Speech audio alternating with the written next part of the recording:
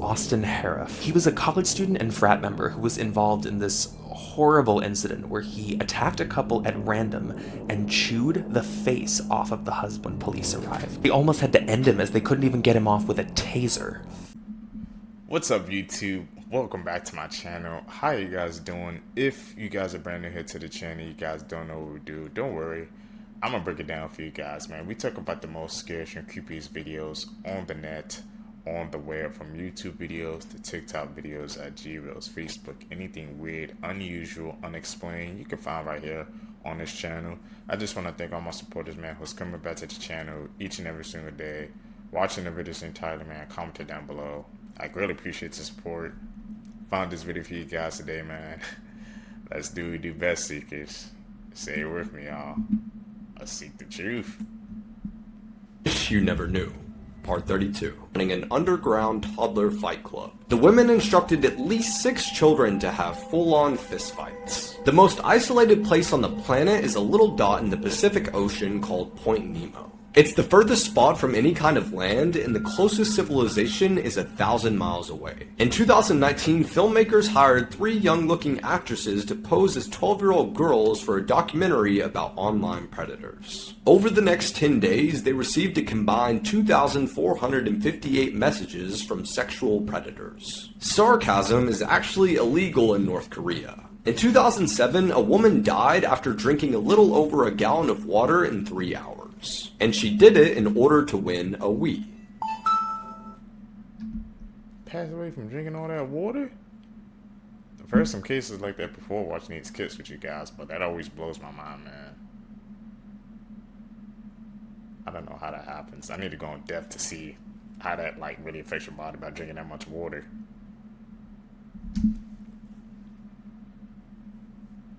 This is the most disturbing video you will ever see. Okay, so we all have seen very creepy videos and stuff in our lives. But this video I'm going to show you might be the creepiest and the most disturbing of all. Just a warning, you might lose sleep tonight after watching it. I eat little baby's ice cream. It keeps me young. It keeps me light on my feet. I spring from activity to activity. I love my job. I love my life. Is he scooping ice cream off his head?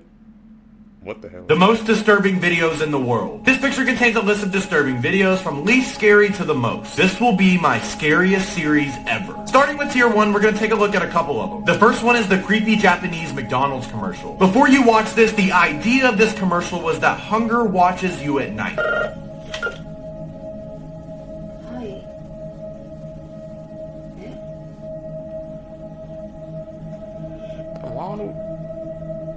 Stalking you in the middle of the night.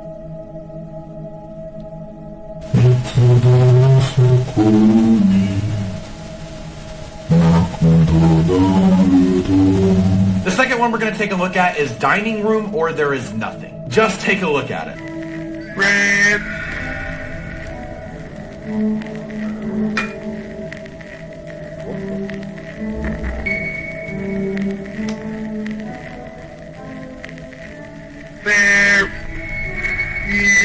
This was just tier 1. Tomorrow's video for tier 2 is where things start getting crazy. Make sure to like and follow for tomorrow's video for tier 2. That wasn't nothing, man. I don't know what the hell, that video was on a loop or something. What they find out years later will haunt you. A young couple decided to take a late night stroll through the forest, but little did they know what awaited them. As they walked, the man felt a sense of unease, but his girlfriend dismissed his concerns. Suddenly, the man stepped on something that felt alive and squishy under his feet. Before he could react, they heard rustling from the bushes beside them. They ignored it and kept walking until they returned home. Years later, and they were watching TV when an interview with a death row inmate caught their attention. The man had been asked if he had ever came close to getting caught for his heinous crimes. The killer responded with a chilling tale. Yes, I remember one night in the woods, a couple walked right by me. The man stepped on the body of the girl who I had just killed. I was hiding in the bushes just a few feet away, but they never saw me. The couple watched in horror as the name of one of the most notorious serial killers was revealed. His name was Ted Bundy. Follow because my next story is crazy. It was that close, man. Could have happened to them. This is the mysterious body snatching case of Brittany and Tiffany Wilson. Viewer discretion is advised. Brittany and Tiffany were popular socialites and daughter to Andrew Wilson, CEO of Wilson Cruise Liners. On April 24th, 2004, something disastrous would happen. The twins would hop off the surgery table looking like frickin' Shrek. On April 28th, the two would show up at a resort for a fashion event. Something was off about the two. Close friends noticed that their features had grown larger overnight. They were 6 more inches tall and were busting out of their velour tracksuits. It was reported that Brittany and Tiffany Wilson were doing things that they had never done before, like breakdancing, and forgetting the lyrics to world-renowned song 1,000 Miles by Vanessa Carlton. On the day of the fashion show, crowdgoers distinctly noticed that there were 2 sets of Wilson sisters. Later that day, it was revealed that Warren Vandergilt planned to kidnap the two to use the ransom money in order to save his bankruptcy. It was alleged that he was MC Hammer broke. During this revelation, FBI revealed themselves and shot Vandergilt. So what do you think happened to the twins during this fashionista excursion? Was it just a case of botched plastic surgery? Could this have been an alien body snatching? Did the FBI have something to do with it? Why were the Wilson sisters so frickin' pissed? Or was it something else? Something else.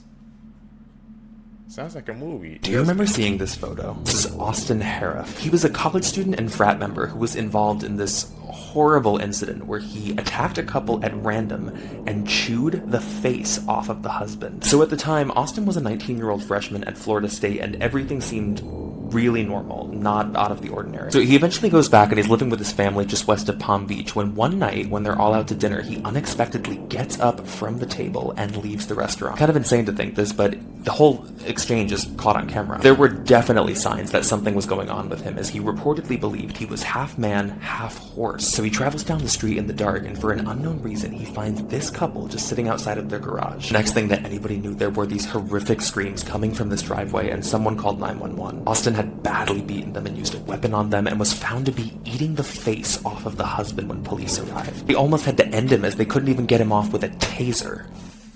What, the taser? What was he on? Disturbing footage of people being followed home. In February of this year, Ali Porath had just arrived home with her 2 children. Her doorbell camera recorded her and her children going inside, closing the door, and immediately being followed by a mysterious man. The man knocked on the door, and even tried the doorknob, but Ali did not answer. He stayed on their doorstep for a long time. Ali felt that he was wanting her to open the door, so that he could push himself inside. Finally the man leaves the doorstep, but her security camera captures him pacing outside the front of her house. Ali's husband was more than an hour away, so she called the police. By the time the police arrived, the man had mysteriously disappeared. Hey man, be safe. It looks like, bro, he was pacing back and forth. He was definitely trying to get inside, man. You gotta be careful, man, when you walk home entering that door. Always look both ways, man. You never know who's lurking. This mother murdered her 3 kids during a psychosis episode. On January 24th, 2023, 32-year-old Lindsay Clancy took the life of her 5-year-old daughter Cora, 3-year-old son Dawson, and 7-month-old baby Callan. On this day, at 4:53 p.m., Lindsay asked her husband Patrick to pick up some dinner at a restaurant not too far from the house. About an hour later, Patrick returned home and noticed that there was absolute silence. He called for Lindsay's name, and after no response, he went into the bedroom and noticed that the window was open. This is where things get really sad. Patrick went to the basement and found all 3 kids with exercise cords around their necks. Both Cora and Dawson passed away in the hospital, but baby Callan passed away 3 days later due to his injuries. Lindsay's defense attorney claims that she was suffering from postpartum psychosis, which led her to break from reality and murder her children. But the state attorney argues that these killings were premeditated and that Lindsay sent her husband to get food on purpose so that she can commit these crimes. However, Dr. Caney, who is a board member of Postpartum Support International, clarified that women can completely break with reality during violent episodes. She also said that women who are a few weeks postpartum should be aware of the symptoms of psychosis, which is usually hallucinating. Lindsay was charged with 2 counts of murder, 3 counts of strangulation and assault, and battery with a deadly weapon. And get this,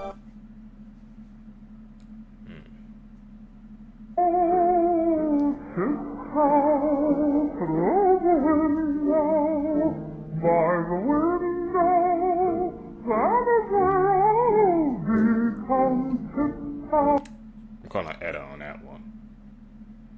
There's no way that dogs. An update in the Idaho University murders, where 4 students were killed, has revealed that blood was oozing through the walls in one of the worst crime scenes police have ever seen. 4 Idaho University students were stabbed to death in their off-campus home on Sunday. They were discovered after authorities received an anonymous call saying someone was unconscious in the property. The students, Kaylee, Madison, Ethan and Zana, were targeted by an unknown suspect, and the town's mayor, Art Becht, is saying it's likely to be a one-off instance. Investigators are currently scouring through the trash near their home to look for an edged weapon which they believe was used in the attack. The autopsies are scheduled to be completed by the end of the week and are hoping to provide more definitive answers. Police still have no suspect and no weapon and are asking anyone with any information at all to come forwards. Tragic case, man.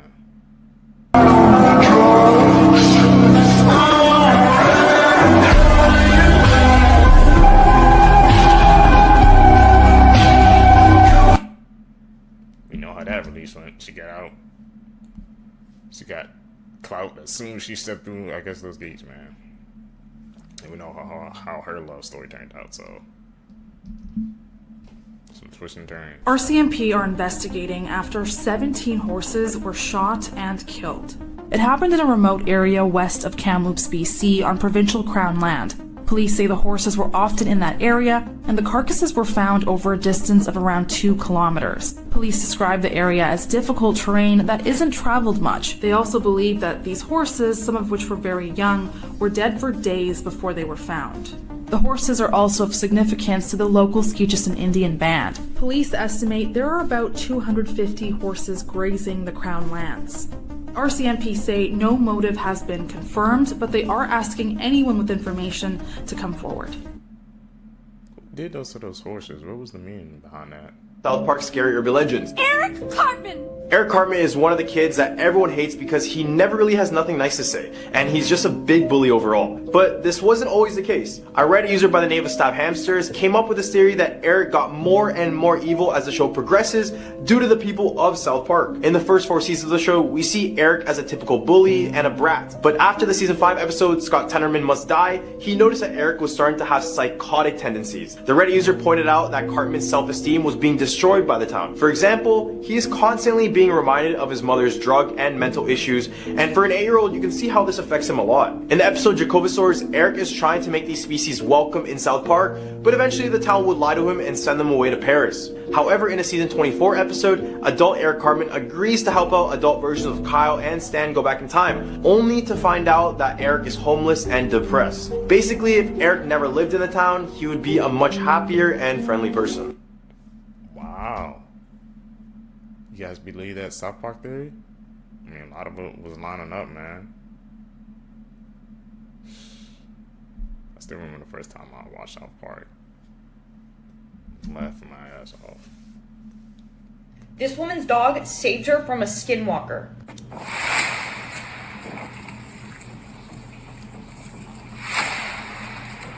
Why are you running?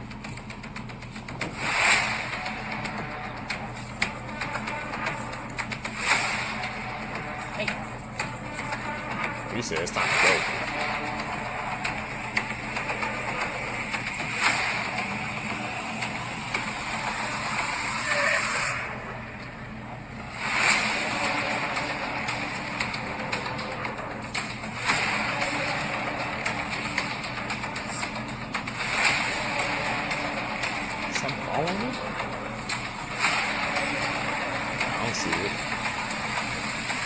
What was this dog seeing that we couldn't see?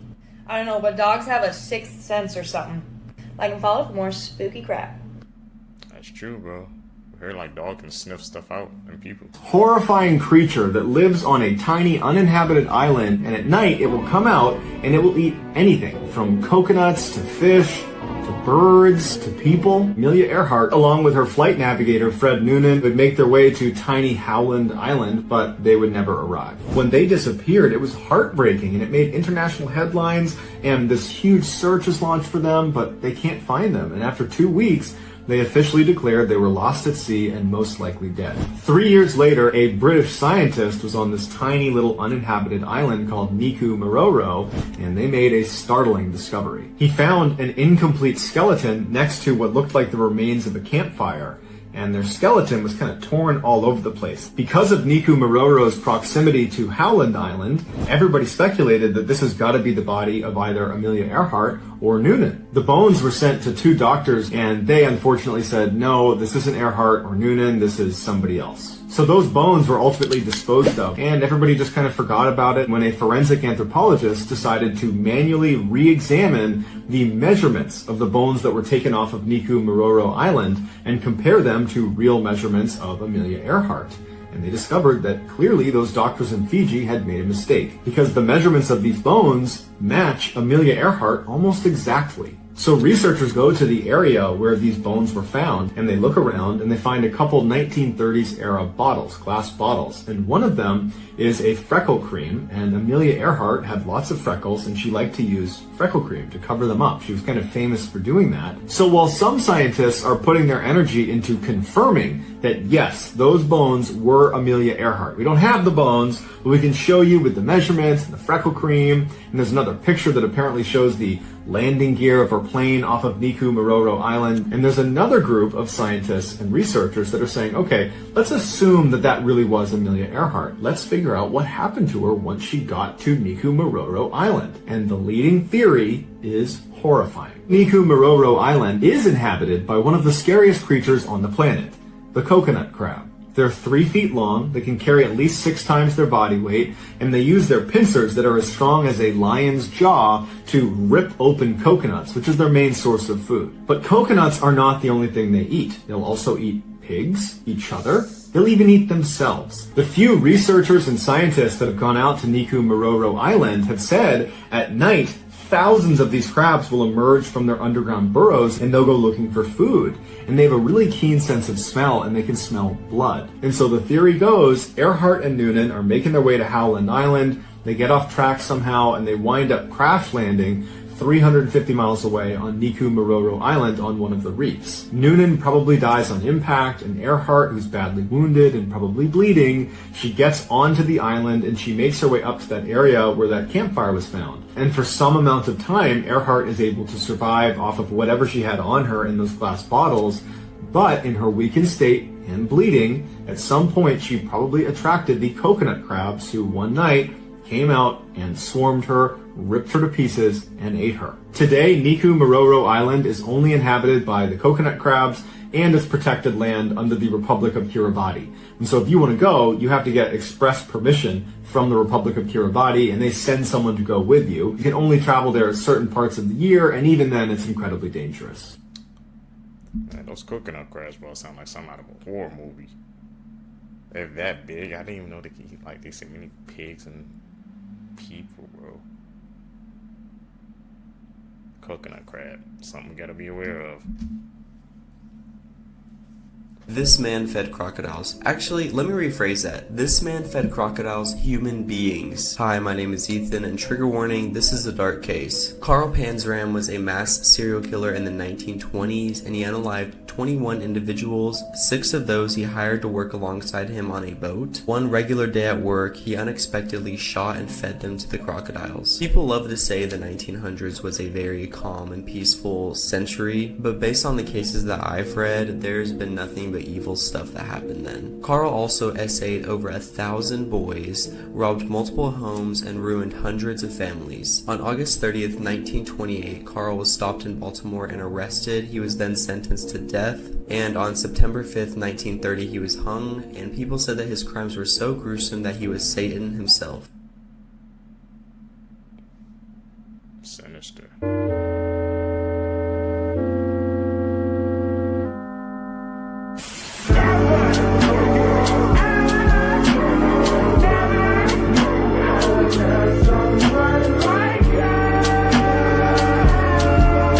Now, a lot of people have been tagging me in this video, so I'm here to explain the backstory to this whole thing. Now, bear with me, this is a very graphic and long breakdown of this whole thing. Now, the little girl you see in this video is named Sandra Cantu, who was born on March 8th, 2001. Her parents were named Maria Chavez and Daniel Cantu.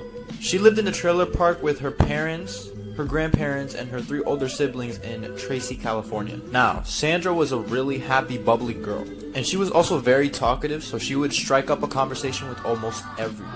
And she was also very helpful around the neighborhood. But things would take a dark turn on March 27, 2009. Sandra had just come back from school, and she was very energetic and happy. So she asked her mother if she could play outside with her friends. Now in the neighborhood, it's normal for kids to play outside in the park spaces or in their friends' houses, so her mother said yes. Sandra then proceeded to go skipping happily to her friend's house, knocking on their houses. That was the last time Maria saw her daughter alive. It was getting pretty late, and Sandra had not come home yet. What, she didn't come home for dinner? Or she didn't call me? Maria was getting worried, so she called Sandra's friends and asked if they seen her. Her friends said that they haven't seen her for hours. Eventually, the police was involved and ordered a search, and even went as far as to offer $20,000 for whoever can find Sandra Cantu. At this exact time, Maria had received a text message from her neighbor Melissa McCumchie, something like that. I'm not pronouncing that last name. She had texted her, quote, "Tell the police I lost a suitcase. Don't know if this makes it different or not." Back in the town, they were holding candles and praying for Sandra's safety when all of a sudden a woman burst out crying and screaming and telling the police that she had found a note on her front yard. The note said, and I quote, "Cantu locked in stolen suitcase, thrown in water on Bachetti Road and Whitehall Road, witness." Now this was very off because the note had obvious spelling mistakes, and the woman who reported finding this note was the same woman who texted Maria about the suitcase. Up until this point, they didn't suspect Melissa of anything because she was a mother and she was a Sunday school teacher. Why would she do something like this? Eventually, a farm worker who was walking down that same water path that the note said found the suitcase and called the police. And as expected, Sandra's body was found inside the suitcase. Forensic evidence shows that she had been beaten with a foreign object and smothered to death. They also found traces of Xanax in her system. The police checked security cameras and found that Sandra was making her way to Melissa's house and Melissa leaving in her SUV. Earlier that day, Melissa claimed that she went to the church at 5 and came home at 6:30 p.m.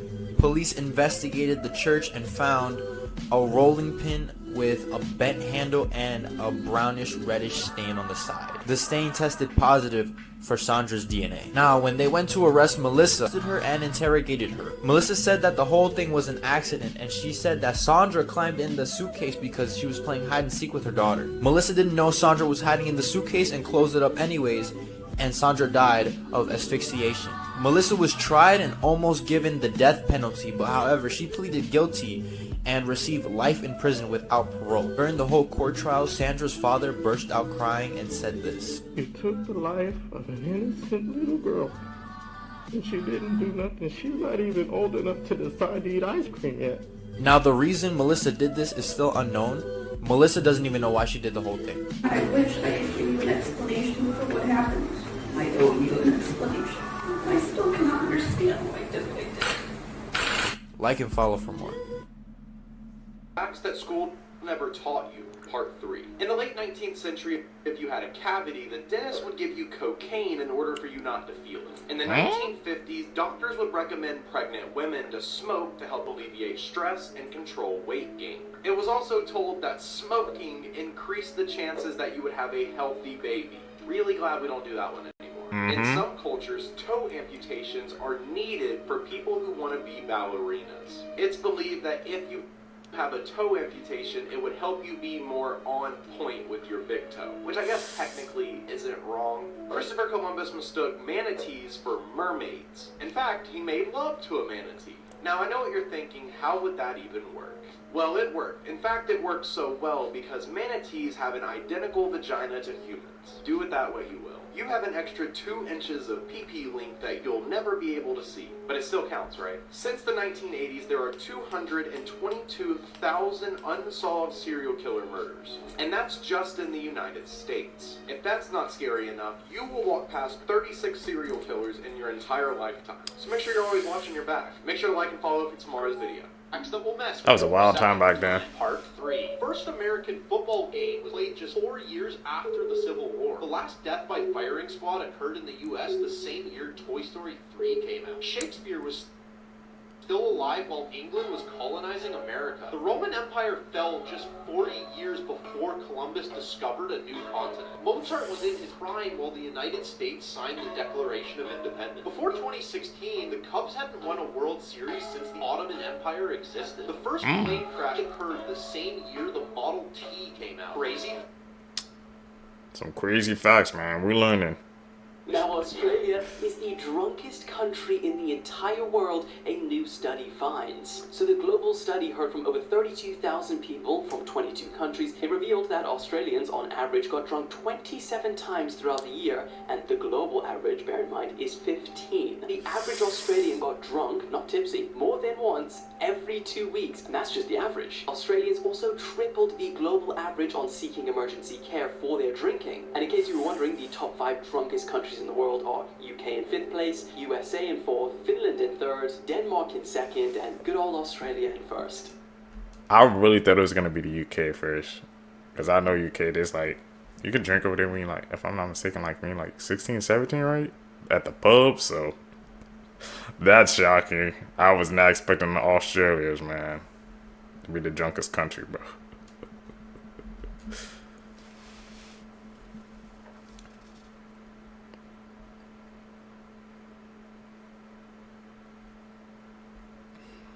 You know what that is. Too easy, bro. Expert level. Things you didn't know what they were for. 1. The purpose of those little buttons on jeans is called rivets, and they are placed in areas of high wear to prevent the jeans from tearing. 2. The small pocket on jeans was originally designed to hold a pocket watch. It's a 19th century design. 3 dash. The first mark at the bottom of the glass represents approximately 1 shot. The second line is for wine and the third line is for beer. 4. The shape of beer bottles was designed to encourage people to hold them by the neck, preventing the beer from warming up before finishing it. Terrifying Wow. games you don't want to Interesting. play, part 32. You and I. The rules for playing this game are simple and the rewards for winning can be great, but be warned, if you lose, the penalty will be worse than death. To play the game, you'll need to awaken your mirror twin. All you'll need to do this is a deck of playing cards, a match or fire starter, and a full-size mirror. Once you have acquired these items, you'll need to set up the mirror in a quiet room and wait until midnight. Once the clock strikes 12, you'll need to remove the Joker cards from the deck and burn them in front of the mirror while saying the words, "I know you're there, come out and play." This will awaken your twin, allowing the game to begin. To begin the game, you'll need to deal yourself 10 random playing cards face down. Before you reveal the cards, you'll need to say out loud whether you think there will be more numbered cards or face cards in the hand. If you choose correctly, then for every card you got right, you will gain an extra year of good luck. For example, if you pick face cards, and there are 6 face cards in the hand and 4 numbered cards, you will gain 6 years of good luck. But if you choose wrong, then your evil twin will be released from their prison. They will seek to take over every part of your life, locking you in the mirror in their stead. Comment whether or not you would play this game, and follow for more. Crazy history facts you didn't learn in school. Part Won't be playing 6. that. Abraham Lincoln is in the Wrestling Hall of Fame. George Washington opened a whiskey distillery. During the Salem witch trials, the accused witches weren't actually burned in the... I'm gonna have to call cap on the Salem witch trials, right? Isn't there like historic facts and that actually did happen? I never knew Abraham Lincoln was in the freaking Hall of Fame of wrestling, bro. I gotta brush up on that. Perception of time. Part 3. First American football game was played just 4 years after the Civil War. The last death by firing squad occurred in the U.S. the same year Toy Story 3 came out. Shakespeare was still alive while England was colonizing America. The Roman Empire fell just 40 years before Columbus discovered a new continent. Mozart was in his prime while the United States signed the Declaration of Independence. Before 2016, the Cubs hadn't won a World Series since the Ottoman Empire existed. The first plane crash occurred the same year the Model T came out. Crazy? That's That Cubs fact, bro. It's crazy. This weird looking fish is, but this is why I won't swim in canal. That, my friend, is a sheep's head. Now you might be wondering why this fish looks like it should still be pissed about the Euro Cup. It's because they use those teeth to grind up shellfish, mussels, and clams, and in some places you can hear them munching away. You can find them in Cape Cod in Massachusetts, through Florida, the Gulf of Mexico, all the way down to Brazil. Also, they have a bad habit of stealing bait from fishermen. Luckily, they're not super aggressive, and they don't normally bite people unless you literally ask for it. But with a mouthpiece like that, they don't need to touch you to do damage to your mental. Also, the saltwater sheephead is apparently sweet tasting when cooked, but I wouldn't know because I do not have the strength to try one. Also, they're not the only fish with a dental plane. This is a triggerfish, and like the sheep's head, they look like they only exist because of a drunk dare. But unlike the sheep's head, the triggerfish lives up to its name by being highly aggressive and territorial. And the worst of all is the Titan triggerfish, which is mean enough to send you to bed with more stitches than you woke up with. Now hear me out, but he looks just like... Oh, what the... You will believe Roasted Travis Scott. Twist at the end of this story. So during the 1970s, a young couple living in Utah went on their first date. And the two of them were having a good time on this first date, but they could both tell that this wasn't really going anywhere between the two of them. It was pretty awkward between the two of them over the course of their dinner, but they decided to be friendly and just stick it out. It was getting to be pretty late at night, but right before the young couple left the restaurant to go their separate ways, the young man asked the young woman if she wanted to go on a late night hike with him in the Utah mountains. The young woman was kind of taken aback by him asking her to do this, considering the date didn't go too well. But he explained to her that he had gone hiking in those same mountains many times before and that there was nothing to be worried about. And so the young woman decided to agree to go on this hike with her date because she thought, what the heck, maybe this will spice things up. However, when the young couple began their hike in the woods, the two of them felt very off about things.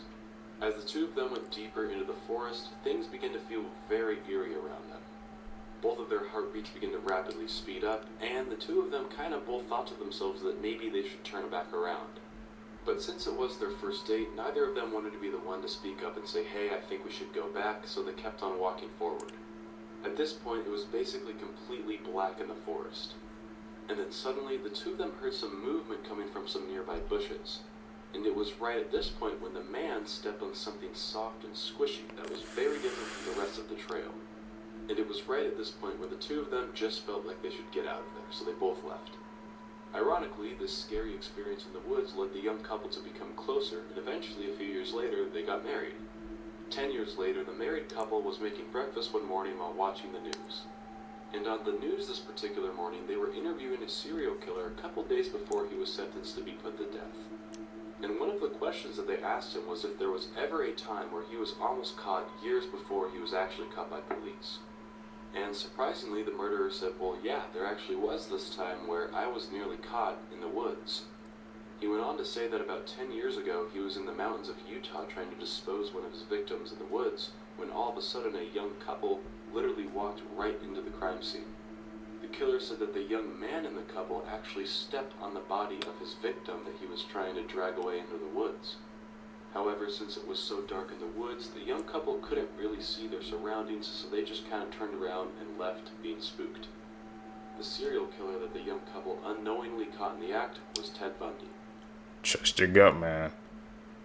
Trust your gut. It will literally save your life. That's what you need to take from that story, Seekers. It's crazy in Utah. Don't they have like a grave digger mountain in Utah, bro? That sounds like you asking for trouble, man.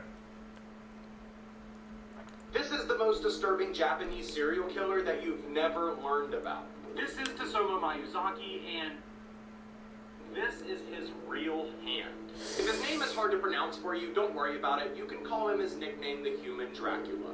Now, the reason you might not have heard about this case is because the details of this case are so disturbing that Japanese media tried to hide this. From 1988 to 1989, he was convicted of abducting, murdering, and mutilating young girls from the ages of 4 to 7. The way he would do this is he would drive to a local park or maybe even a playground, and he would have a friendly conversation with these young girls so that way they'd be able to trust him. The second they were able to trust him, he would then lure them into his car by saying, hey, I'll give you a ride somewhere. Once the child would get in his car, he would then strangle them and then mutilate their bodies. As if this isn't the worst part, he would collect their hands as trophies, he would grind up their bones into a powder, put it inside of a package, and mail it to the victims' families. The reason he did this is he enjoyed taunting the victims' families by basically saying, you're never gonna catch me. He would also drink their blood, and even eat the hands. But boy was he wrong, because in 1989 he was literally caught in the act of trying to pick up a little girl. He was arrested and put on trial, and he never took accountability for what he did. He had no remorse, and he kept blaming it for his alter ego. He was eventually executed in 2008, and this is why your parents tell you to never trust strangers. There are so many disturbing cases in Japan, but Japan doesn't like people to know about them because they try and keep everything really discreet. They basically don't want the public to freak out about all of these cases, but if you want to know the real deal secrets behind Japan, make sure to hit the like and follow button, and I'll explain them some in the next video. Lost inventions that could have changed the world. In the late 1990s, inventor Jan Slow created the slow digital coding system. He claimed it could compress an entire multi-gigabyte movie down to a file size of 8 kilobytes. This would have revolutionized the way we store and share data. Slough demonstrated this to executives from Philips by playing 16 movies simultaneously from a single 64 kilobyte chip. And the Philips execs told Slough that he was about to be, quote, the richest man on earth. However, 2 days before the source code was going to be handed over, Slough mysteriously died in his garden of a heart attack on September 11th, 1999. And his decoding software was never recovered. Nah, that's definitely something fishy, man. Bro was about to freaking change the memory software game forever. And then 2 days later, he has a heart attack. Literally after that guy said, you're about to become the richest man on earth. Something not adding up, man. I think something happened, bro. The catacombs of Paris don't scare me, but you know what does? The Palermo catacombs. Now the Paris catacombs are filled with bones, but the Palermo catacombs has 1,200 full mummified bodies. Also, I'm showing you these photos for educational purposes, but like if you're squeamish, beware. And this is one of them. Like she literally looks like a sleeping girl. But she's so old. Her name is Rosalia. She's one of the last bodies that was put in the catacombs, and she passed away in 1920 due to the Spanish flu. And look how good of a condition she's in. But this is what I'm talking about. Like, the bodies lining the wall are creepy. And she never really decomposed. Like, she's 60 years old in this, but she literally looks like she's like a sleeping child. I can't show you his face, but a lot of these faces are decomposing, and then a lot of them are really, really lifelike, which is what I find so creepy. If you want, just Google this, and pictures will come up, and you'll get to see the faces. I just can't post them. In 2009, she started getting a little discolored, so they put her in a glass case to preserve her better.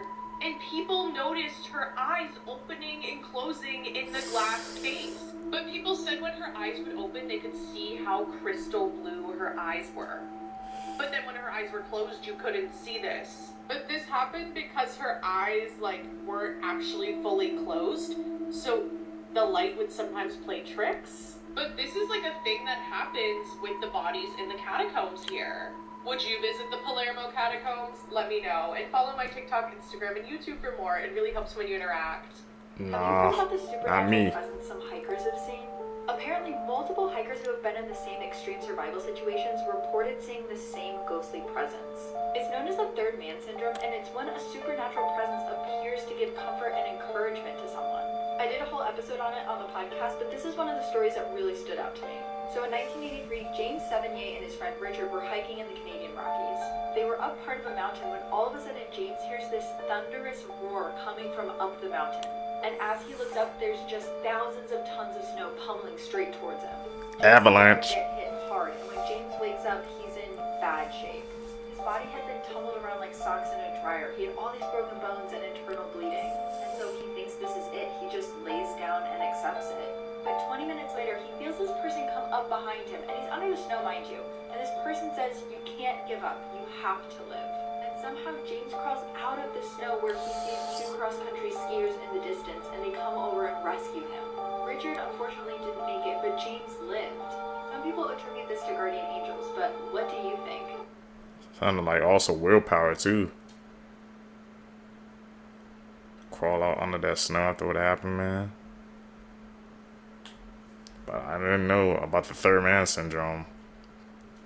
Happens when you climb a mountain, I guess, of that distance and that high up.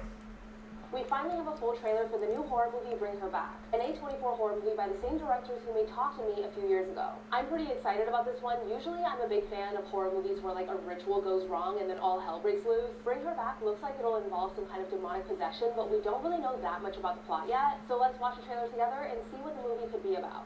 All right.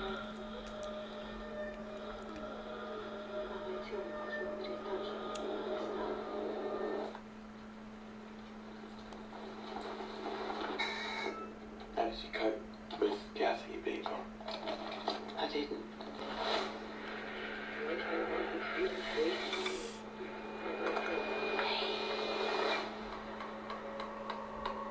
What's she's doing?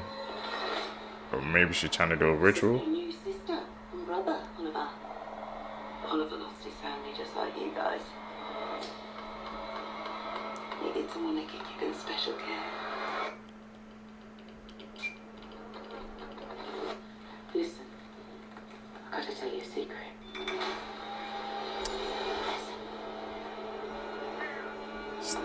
That white ring for? It's a beautiful angel. It does beautiful things.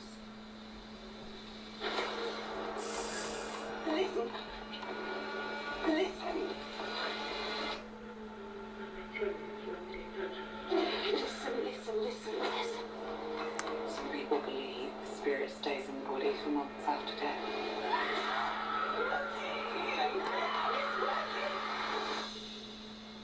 We can bring her back. Okay. This is the most inbred family in America. These are the Whittakers, and they're from a town called Odd in West Virginia. It's really sad. They don't have contact with the outside world, so they'll bark and grunt in order to communicate. Here's how all of this happened. Henry and John are twins. Henry has a son named John, and John has a daughter named Gracie. Gracie and John are cousins. They then get married and have 15 kids. Also, Gracie's parents were cousins. Photographer named Mark Leda met the family in 2004, and here's what he had to say. But we were in West Virginia just driving around looking for anybody interesting to photograph. And this windy road turns into like a gravel road, and then turns into a dirt road. And there's shacks. Every once in a while you see a house. Like somebody lives there. Very poor. There's a shack on the left. There's a trailer on the right. A small trailer. And there's about 10 or 12 people just walking around. And it's like everyone you look at, it's like their eyeballs are going this way. And not a single tooth among them. Not a single tooth in any of their heads. And they look at us and we look at them and they start yapping and screaming and barking. And yeah, some of them are just staring at us and drooling. He raised a lot of money to help them with these pictures and videos of the family. He's friends with them and he takes them shopping, and he and the police check up on them every once in a while to make sure they're doing okay.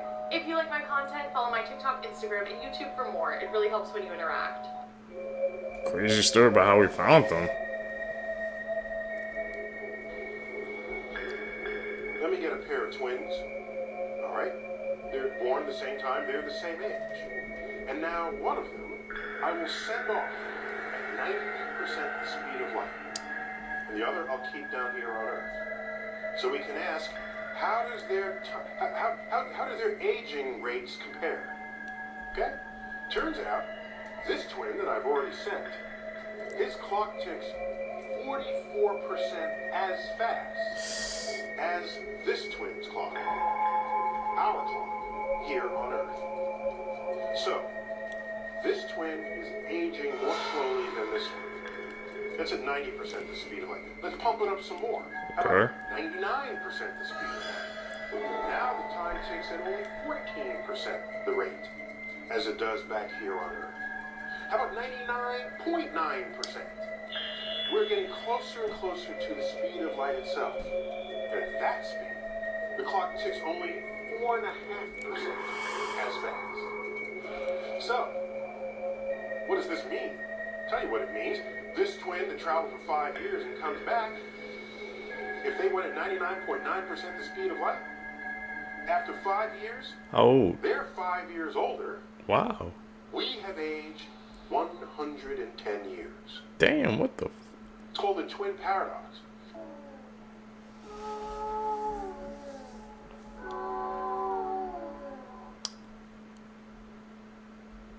Okay, some creepy facts. We locking in, bro. Not If I. you want to keep that thing as a pet, be my guest. But first, there's some things you should know. Meet the fangtooth moray eel. It's basically a fully carnivorous sea serpent with a mouthful of broken glass. Not to mention, they have a 900-pound bite force to go along with those daggers. Oh, and their teeth? Yeah, they face backwards. That way, when they grab a hold of their prey, it ain't going nowhere. And this is where things get weird. Inside their throat, they have a second set of jaws with a second set of teeth. And these jaws can protrude forward to help grab the prey and pull it down its throat. Come to think of it, that sounds really familiar. Anyways, what makes it even worse is they have absolutely no predators. And that's because they have this really thick slime substance inside their body. So if anything were to bite into them, they would just get a mouthful of slime, which will cause them to choke and retire from taking in oxygen. At this point, Mother Nature's just picking favorites. Moral of the story? I don't think that swimming doctor's office would make a very good friend. Maybe leave it there. And as always, follow for more facts. This is Thanks for letting us know. Story part 25. Warning.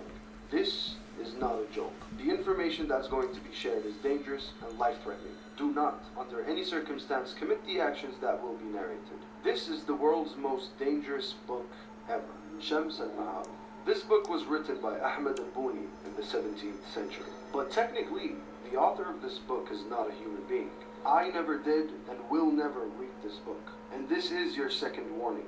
Do not read this book. I won't. Ahmed al-Buni practiced black magic, and he was in contact with the most powerful jinns and demons before he passed away. The jinns were the authors of this book. The elder generations, like our moms and dads, have heard about this book, and they were warned by it. There are thousands of horrifying stories of people who read this book. Shams al-Ma'arif explains everything about black magic, how to get in touch with the world of jinns, how to marry a jinn, and the sacrifices you have to do for the devil, and much more. Unfortunately, this book can be easily found online.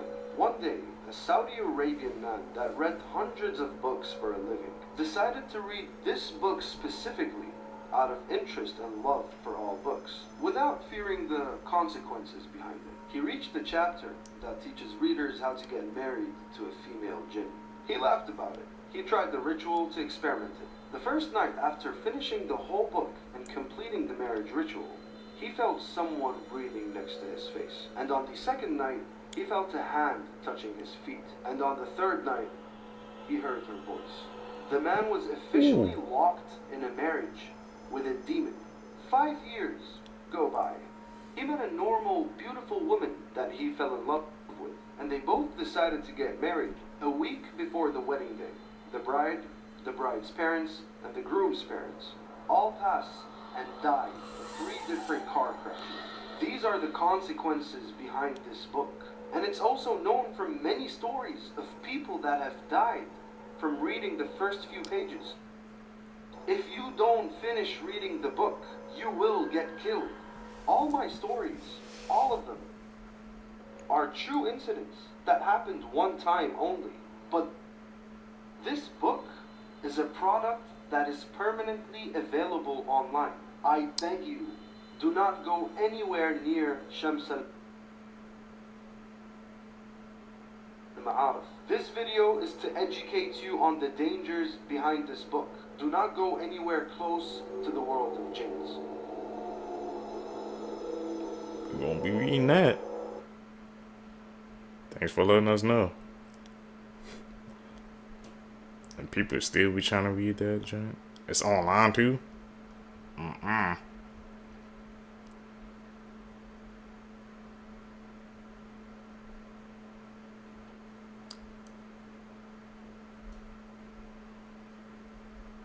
Here's 10 dark facts about the Xenia tornado of 1974 that showed the dark side of nature. April 3rd, 1974 started as an unusually hot and nice day for that time of year in Xenia, Ohio. People were out and about enjoying the day. Some people were laying out in their yard getting sunshine, which is what one survivor was doing that we'll talk about in a minute. But most people had no idea of the weather that was heading their way. It wasn't until about 3:30 that dark clouds started rolling in, and many of the survivors described the sky turning green. So One survivor, his name was Michael. He was about 15 years old and had just gotten out of school around 3:30. So he probably made it home a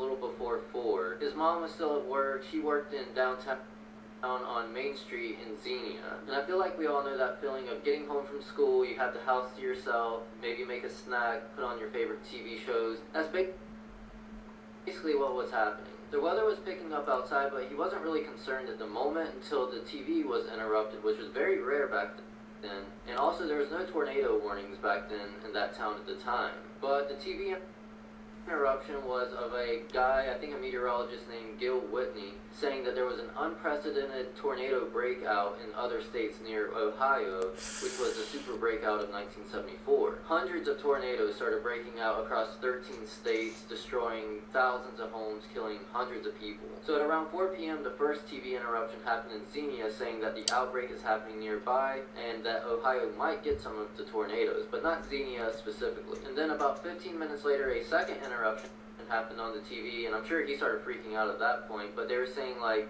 Xenia could be in the projected path of some tornadoes, but nothing saying that there is one yet. And then at 4:30 another TV interruption happens, but this time they're saying take cover, a giant tornado is barreling towards Xenia right now. So Michael calls up his mom at work, and she actually answers and says that she's aware of the situation and that the weather is starting to pick up and get really bad. And then all of a sudden she's like, oh my god, it's here, and then the line goes dead. So that obviously freaked him out, and he realized how bad the situation really was, and decided to jump in the car and go look for her, which may have not been the best idea, but he did survive, so. But according to him, as he started making his way towards downtown, there was just so much debris that he had to keep finding different roads. As he got closer, he just realizes how bad it really was, and to the point where he had to jump out of his car and just start running because there was so much debris, and even like climb over the derailed train.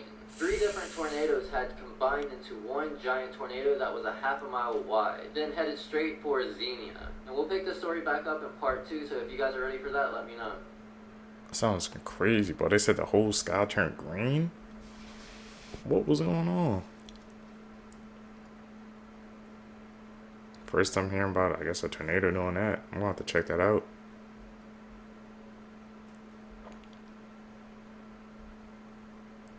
You know, at night when you have to turn the lights off in your house and you get to that last light and you switch it off and it's completely dark and it feels like all of a sudden your house has now become the most haunted house in the world and you have to make a run all the way back to your bedroom. There might be something to that. Now, when we are doing this, right, we put ourselves in a vulnerable position. And I think anything negative, any kind of spirit that is a negative entity knows this. This is the best time to scare us. And they're trying to see if they could scare us just a little bit to gain entry and to allow them permission to come into our lives. So this is a story I heard out of Rockford, Illinois. There was this girl, and she lived in this bigger house all alone.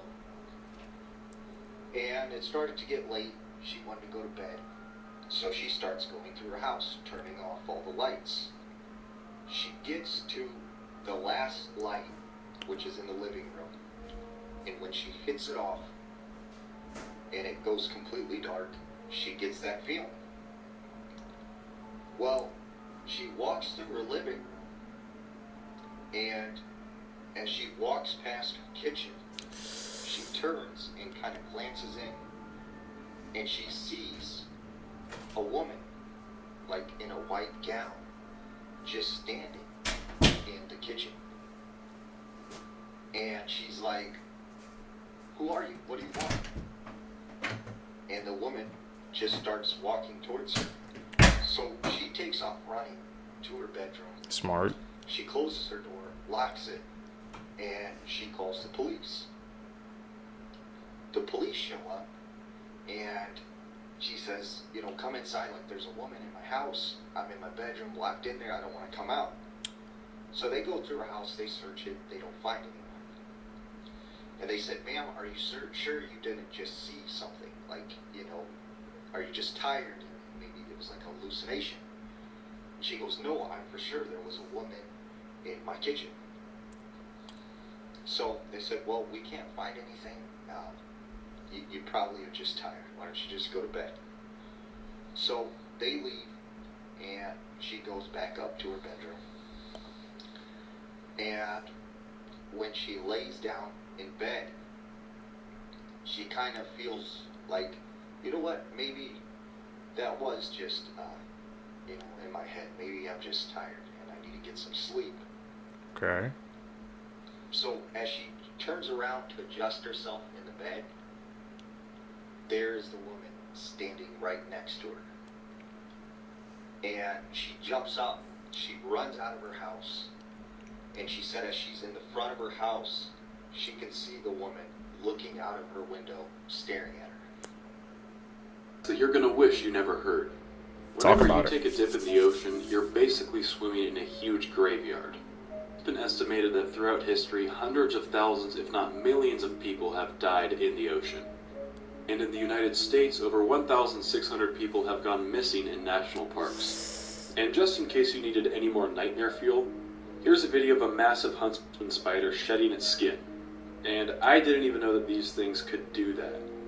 Places in America where you can get murdered. Number 1, the Texas Killing Fields. The Texas Killing Fields are a stretch of highway in an abandoned oil field near Houston and Galveston, where since the 70s, over 30 people have been found murdered, and none of the murders have been solved. Most of these victims were young girls, and they were abducted, went missing, and were found years later dead. And people theorize that there's still an active killer in the area that's targeting women. I actually visited the Killing Fields about 2 months ago, and I went to an area behind a Baptist church where there are 4 crosses, meaning that 4 bodies were found there. Let me tell you, it is eerie out there. Look at this video clip that I took when I was there. Yeah, brave your soul, because I will not be going in. Isn't that just eerie? And while we were there, we went ghost hunting near those body dumping sites, and we talked about it in our podcast. So if you want to hear the full story of the Texas Killing Fields, we go through all the victims, all the murder suspects, go listen to my podcast, Murder in America. You can listen to it for free if you have an iPhone, on Apple Podcasts, on Spotify. It's everywhere. It's episode number 2, the Texas Killing. Here are some random facts that you probably didn't know. Alright. A company in Japan started giving employees 6 extra vacation days if they didn't smoke, and this actually led to the result of a lot of the employees quitting smoking completely. Around 67% of the Earth is under cloud cover at all times. Police radio codes like 10-4 all begin with 10 solely to allow the radio an extra second to power up, just in case the officer forgot while trying to rush. Only 19 species of mammals outlive humans relative to their size. 18 of them are bats, and the other one is the naked mole rat. Ancient Babylonians did math in base 60 instead of base 10, which is why we have 60 seconds in a minute and 360 degrees in a circle. The French waiters who went on strike in 1907 demanded better pay, more time off, and the right to grow mustaches, because lower income workers were not allowed to grow facial hair back then. The mother of the young state rep who cast Tennessee's deciding vote to ratify the 19th Amendment for women's suffrage wrote her son a letter stating, quote, "Be a good boy." There is a creature called the mountain chicken, which despite its name is actually a frog. Also, female frogs regularly play dead to avoid mating with frog males. Creepy fact. Wow. Did not know that. There might be a haunted Russian radio station.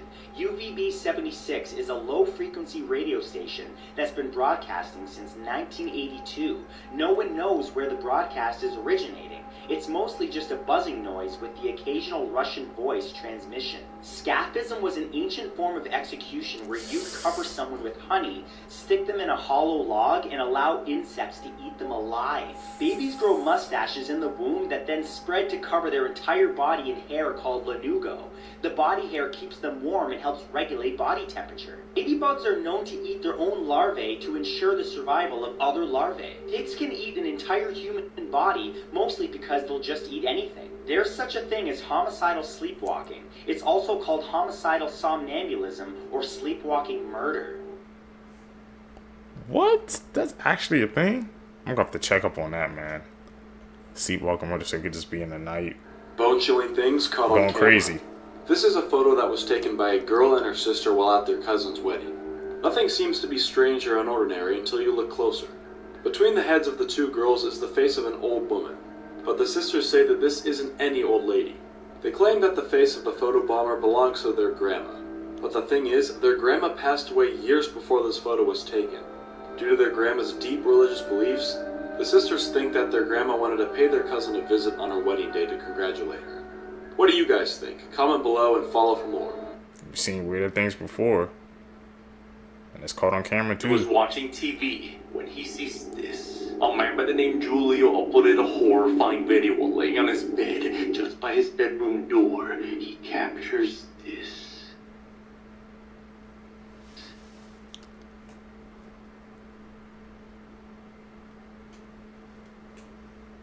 Oh yeah. I might call edit on that one. It's because he's too calm for me. I see something like that in my room. What looks like this dark humanoid figure with glowing eyes can be seen watching him. Julio explains that this figure is actually just an art project called But I Gave You My Heart.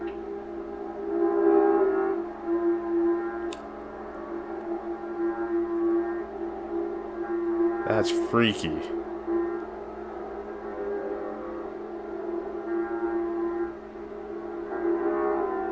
As artistic as something might be, having this staring at you at night is sure to cause some nightmares. This is one of the strangest unsolved mysteries of all time. In 1952, 9 Russian hikers who were all super experienced set off into the Ural Mountains. However, the path that they chose to take on the hike was pretty hard, even for hikers as experienced as them. And to make things worse, they ran into a severe snowstorm that night. So all 9 of the hikers decided to set up their tents and try and wait out the storm. However, at some point during that night, the hikers cut open their tents from the inside and set off into the snowstorm. All 9 of them began to head towards some trees that were nearby their campsite. And this is where the story gets really creepy. A few days later, 3 of the 9 campers were found dead in the trees. And at the base of these trees, there were a bunch of claw marks and scratches on the trunks. And the 6 other hikers were also all found dead, scattered around the area. And upon testing them, their skin and clothes appeared to be radioactive. Whoa.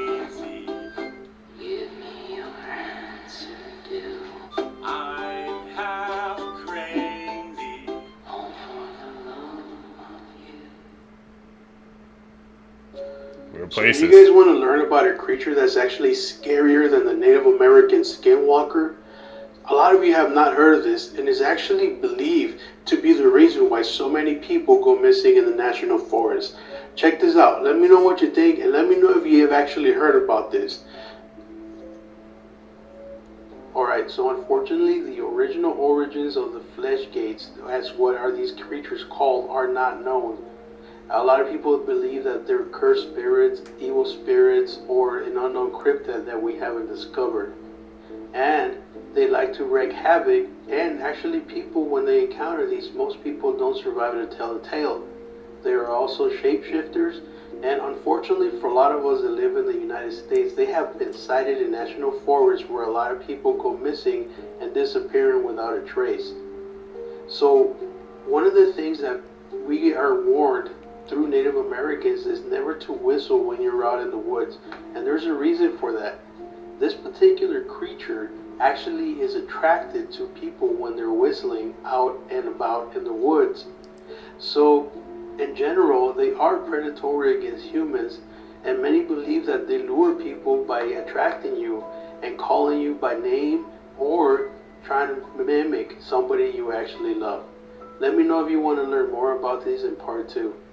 Skinwalkers, man, they The have group you different are looking origins. at has no idea that this photograph is about to go down as one of the most disturbing photographs in history. In Croatia, a group of friends went hiking and they were taking pictures together and just having fun. But when they looked in the background of one of the photos, they noticed something extremely disturbing. In the background of the photo, there's this tall, mysterious person just standing behind them in the woods. When the group was asked about this photo, they said there was nobody else around at the time of taking it. And this photo was analyzed by people, and they determined that the photo was never tampered with. But here are a few possible explanations. I think the first explanation is this is just a bunch of trees together, and from afar it kind of looks like a person. Now hear me out. I think the second explanation for this is just the back of a man peeing. Like if I zoom in, just imagine if you were standing in the woods and you were peeing and this is the back of him. The final one is this is the very first picture we've ever gotten of Slender Man. I don't know what I would do if that happened. Make sure to like and follow for more videos tomorrow. Going with the second theory. That sounds more likely.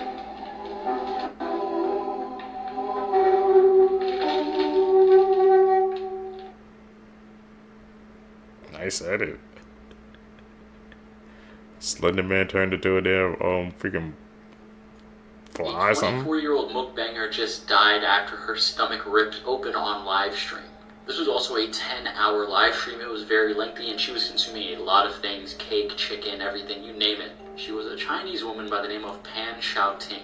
She died last week from a stomach rupture on the live stream after consuming over 15 pounds of food. The autopsy report suggested that her stomach literally ripped open because there was a lot of undigested food in there and the stomach was distended. This was not the first incident either. She was hospitalized a few months ago for her stomach bleeding for the same thing, eating a lot of food on live stream. And it's sad too, because even her parents are begging her to stop. A lot of mukbang culture has become a little toxic. The more outrageous it gets, the more viewers, these people get and the more money they make. It kind of incentivizes them to destroy their bodies in this way. I really feel for this young girl and her family. It's just so sad. Hopefully other mukbangers see this and they take this as like a warning. Just be more careful. Your stomach can literally rupture. Let me know your thoughts in the comment section below. As always, these videos are for informational purposes only. This is why... To me, like, it gets to a point, dude. It's like, I don't care how much money coming in, man. I ain't destroying my body for it. Health is wealth. That's what people be saying to me, so I wouldn't do that. There's no amount of money you can make. I could be making to have me destroy my body. You should always lock your doors. A junior in high school was home alone working on a paper while his parents were out to dinner. All night he sits with his back to his door, sitting at his desk with his noise-canceling headphones on. Around 11 o'clock he takes his headphones off at the same time his parents are returning to the house, and he hears his mom from downstairs yell, "Hey Adrian, what happened?" Confused, he runs downstairs and sees right away what she's looking at. Muddy footprints all over the rug. He tells her, "I didn't leave my desk."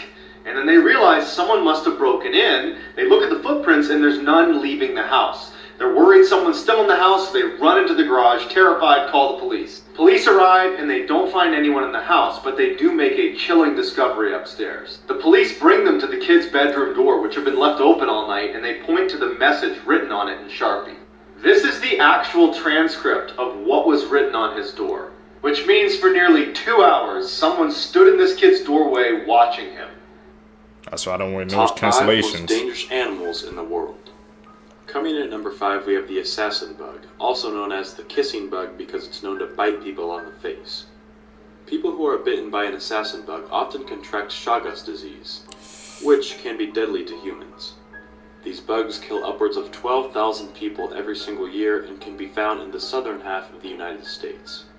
At number 4, we have freshwater snails. Now I know what you're thinking. How can a snail be one of the most deadly animals on Earth? Freshwater snails can have parasitic worms on them, which can get people sick from a disease called schistomiasis, which causes severe pain in the abdomen area. Anywhere between 20,000 to 200,000 people every single year die of this disease, making freshwater snails the 4th most deadliest animal on the planet. Like and follow for the top 3. I gotta find the top 3, man. When he sees this, a man by the name Julio uploaded a horrifying video while laying on his bed just by his bedroom door. He captures this.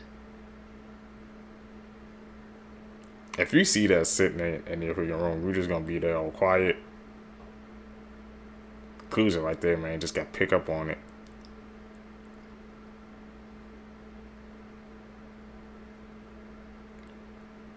What looks like a Zooming stark in. humanoid figure with glowing eyes can be seen watching him. Julio explains that this figure is actually just an art project called But I Gave You My Heart. That looks too realistic, man. Let's get the bejeebies out of somebody.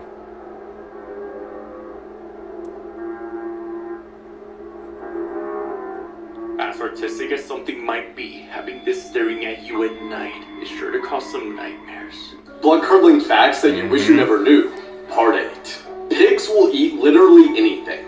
There are stories of pigs entering farmhouses and eating newborn babies. Speaking of babies, doctors believed that they didn't feel pain until 1987, so they would operate on newborns without anesthesia. Whistling was a way in which people would summon demons in ancient times. In 1968, every single TV in America shut down for 25 seconds, and there was a sound broadcasted on all of them that many believe was the devil's voice. People born deaf with schizophrenia often see disembodied hands signing them as opposed to hearing voices. A mysterious skeleton only 6 inches long was discovered outside a ghost town in Chile.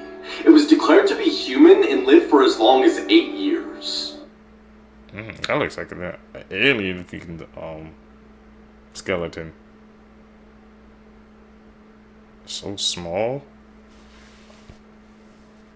Let's see if you knew more of these fun facts than I did. There has never been a U.S. presidential divorce. I did not know that. O.J. Simpson's car chase was Domino's Pizza's busiest day of all time. I also did not know that one. A classmate of Anne Frank named Theo Koster and his wife invented the Guess Who board game. Definitely did not know that. That's so random. LeBron James and Steph Curry were born at the same hospital. I did know that one because I'm an NBA fan. Pope Francis worked as a nightclub bouncer in Argentina. Definitely did not know that one. Cool Whip, Tang, and Pop Rocks were all invented by the same man. How would I even known that one? SOS doesn't actually stand for anything. It is just a distinguishable Morse code message. I did not know that. Ukrainian President Zelensky voiced Paddington Bear in the Ukrainian versions of Paddington and Paddington 2. Think I knew that one, so I'm going to give myself that. Did you beat me? I did not know that one. Never hire a stranger for a kid's birthday party.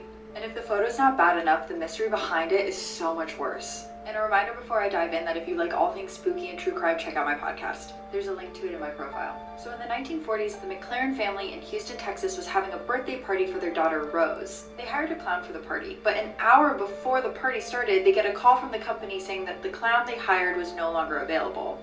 They were going to send someone else in his place. And the parents were like, okay, fine, whatever. But then this man shows up to the party. And the kids are all terrified of him. No one really wants to take photos. The man stayed at the party for about 20 minutes and then just disappeared. But get this. After he left, the clown that they hired showed up to the party. And he apologized for being late. And the mother is like, what are you doing here? You canceled on us. And the clown's like, no, I didn't.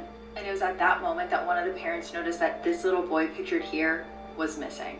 The little boy was never found, and the identity of this man remains a mystery even today.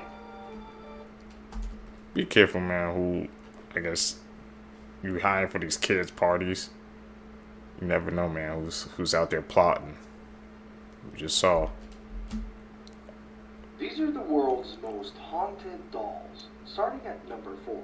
Letta the doll, a 200-year-old wooden doll with human hair. She was discovered beneath a house in Australia. Carrie Walton, the caretaker of this doll, witnessed many strange things ever since he took her inside his home. Marks on the floor, objects mysteriously moving, and strange noises at night. Number 3. Okiku. This doll was purchased by a young man in 1918 in Japan as a gift for his younger sister. Tragically, after a year, the little girl passed away from a severe case of the flu. Sometime later, the family noticed something off about the doll's hair. It was originally short, and it has grown past its shoulder. Until this day, the doll's hair is maintained on a regular basis because it never stopped growing. Number 2, Annabelle. Known for its infamous movie releases and stories with Ed and Lorraine Warren, we do know that this doll is possessed by something that is evil, and whoever held this doll suffered from many bad things. Therefore, the doll is now stored in the Warren Museum, safe and sealed. But Annabelle is not the most haunted doll, because coming at number 1, Robert. Robert is not an ordinary doll. This thing is sinister. This doll is possessed by a demon, and it speaks to children. In Florida, in the early 1900s, this doll was gifted to a young boy named Robert Eugene, and his parents always used to hear Robert and his doll speak in the bedroom alone, and the family used to hear the voice of the doll respond. Eugene kept his doll till 1974 until he passed away at an old age. No one knew why this old man kept his doll for more than 70 years. After his death, Robert was given to the East Martello Museum. Visitors who have taken his picture without permission claim to have experienced terrible misfortune. If you visit Robert in the museum, you will see that this doll is surrounded by apology letters, and also other letters, like permission to look at him. And no one dares to take a picture of Robert. I stay away from all those creepy ass dolls. Yeah, I know we don't do dolls over here, man. This is why you shouldn't trust dolls. A mother by the name Haley Moore enjoyed collecting a series of realistic looking dolls as a hobby. And after giving one of the dolls to her daughter, it's late at night when suddenly she hears her daughter screaming for help. What the cameras capture is horrifying.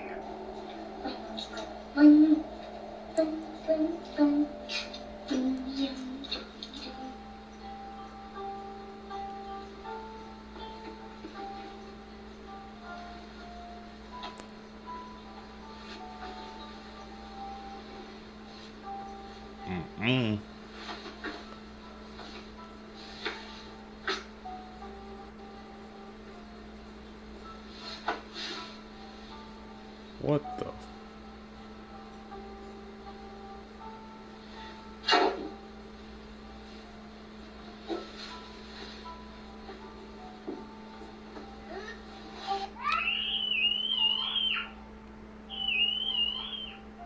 Where the mom at? His scream, that should be sending the signals out to the mom.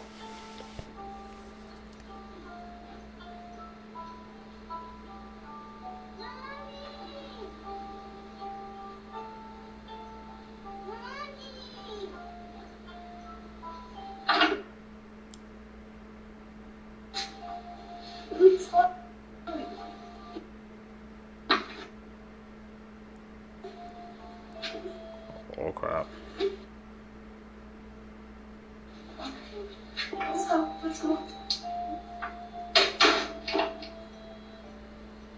He just left the door. I throw it in the trash, man. I don't know why he left it in the room. Her daughter can be seen playing with her toys as the toy seemingly lures her, then something pulls her under the bed. Immediately after discovering this, Haley moved her daughter to another room and kept that room locked. I found out that people that have lived here have had some ghostly encounters. Was built near, not on, but near a cemetery. But after many comments begging her to look under the bed, she does so and captures this. Let it get monster under the bed vibes. That old folklore.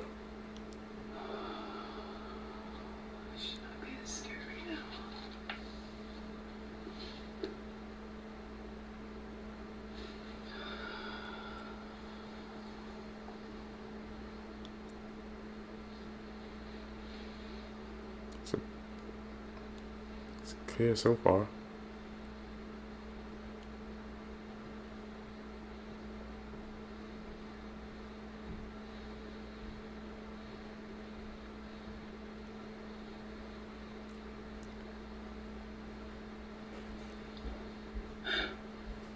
Oh, what the?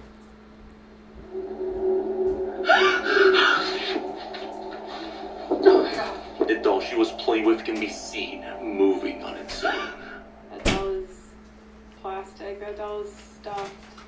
There's no way that thing should have moved like that. What exactly pulled Haley underneath her bed, paranormal or not, I'll let you decide. It's a paranormal project is definitely one of those. It's one of the most disturbing experiments I've ever read about. Sometime in July of 2003, there was a government document that was declassified that talked about an experiment that took place back in 1945, post-war. It was led by Dr. Albert Weston and a team, and their task was to create a biological weapon out of a human. And for some reason, he decided the subject of this experiment was going to be his daughter, Abigail. It was a series of months where she was fed growth hormones, they gave her classified substances, and she had her entire body surgically modified. But the experiment was a failure. She had completely lost touch with who she was no longer cognizant of what was going on, and most of her instincts had reverted into primal instincts. Considering what the doctor had done to his daughter, he would take his life after 2 years into the experiment, and according to these documents, the experiment, meaning her, was lost. Nobody really knows what happened to her. Never say this out loud, or you will die. There's a cursed Japanese poem called Tornado's Hell. And supposedly, if you read it out loud, you will die or be cursed for life. Now, you can read it in your head. This is where things get crazy. A man named Suji Teriyama decided to make and direct a movie based on the poem. Exactly 1 week after the release of the movie, he suddenly dropped dead. By the way, y'all, I asked y'all to name our new baby, and the highest voted name was Steve. So I guess when this guy hatches, his name will be Steve. Since we got this baby together, you do owe me child support. Now this other story is also crazy. There was a schoolgirl that was dared to say the poem out loud. Look, you got friends daring you to do stuff like that. You need to get rid of them. Literally 1 week after doing the dare, she suddenly dropped dead. Woo, look at that, baby. Look at that. Sheesh. I flashed the poem somewhere in this video. But I'm telling you, if you find it, don't read it out loud. Or I'm gonna come to your funeral and tell everybody you're stupid. You're stupid. Okay. Stay away from that poem, Seekers. This is the scary story about It Won't Hurt, and it's absolutely shocking. Alright. There was a bus driving late at night, and it was completely packed full of people. Suddenly, an old woman on the bus became ill, and she asked the bus driver to stop the bus. They were on a country road surrounded by a forest, so the driver told her to wait. But the old woman began to throw a fit, screaming and yelling at the bus driver, demanding him to stop the bus.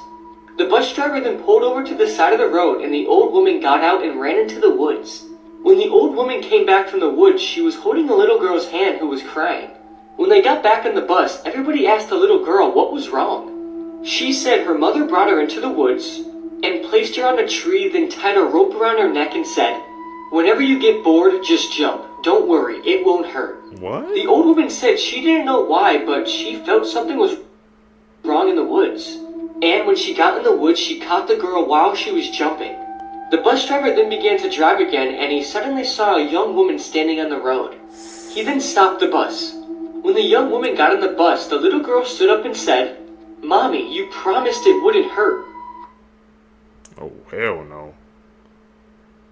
It's like they saved it from her mom, man. What the hell? Creepy story. With the world today, man.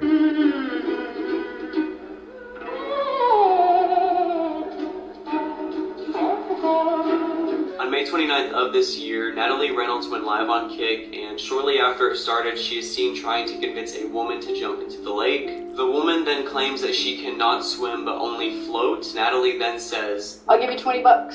$20? Yeah, that's it. The woman then jumps into the water, followed by the staff running down the dock, and Natalie acts as if she wasn't just trying to convince the woman to jump in the water. Instead of helping the woman that she knows cannot swim, her and her friends leave the scene and are making jokes about the fact that Natalie thought she was just drunk and not mentally ill. I can't swim. I can only float. She literally died. No, stop. Seriously, don't stop. Please, you're actually freaking me out. No. She said she's drowning. She said she's drowning. I think you literally just heard it. No, I didn't. Nah, this is bad. What the hell? Since then, Natalie has received a lot of hate, and several people are claiming she should be charged with attempted murder. What are your thoughts?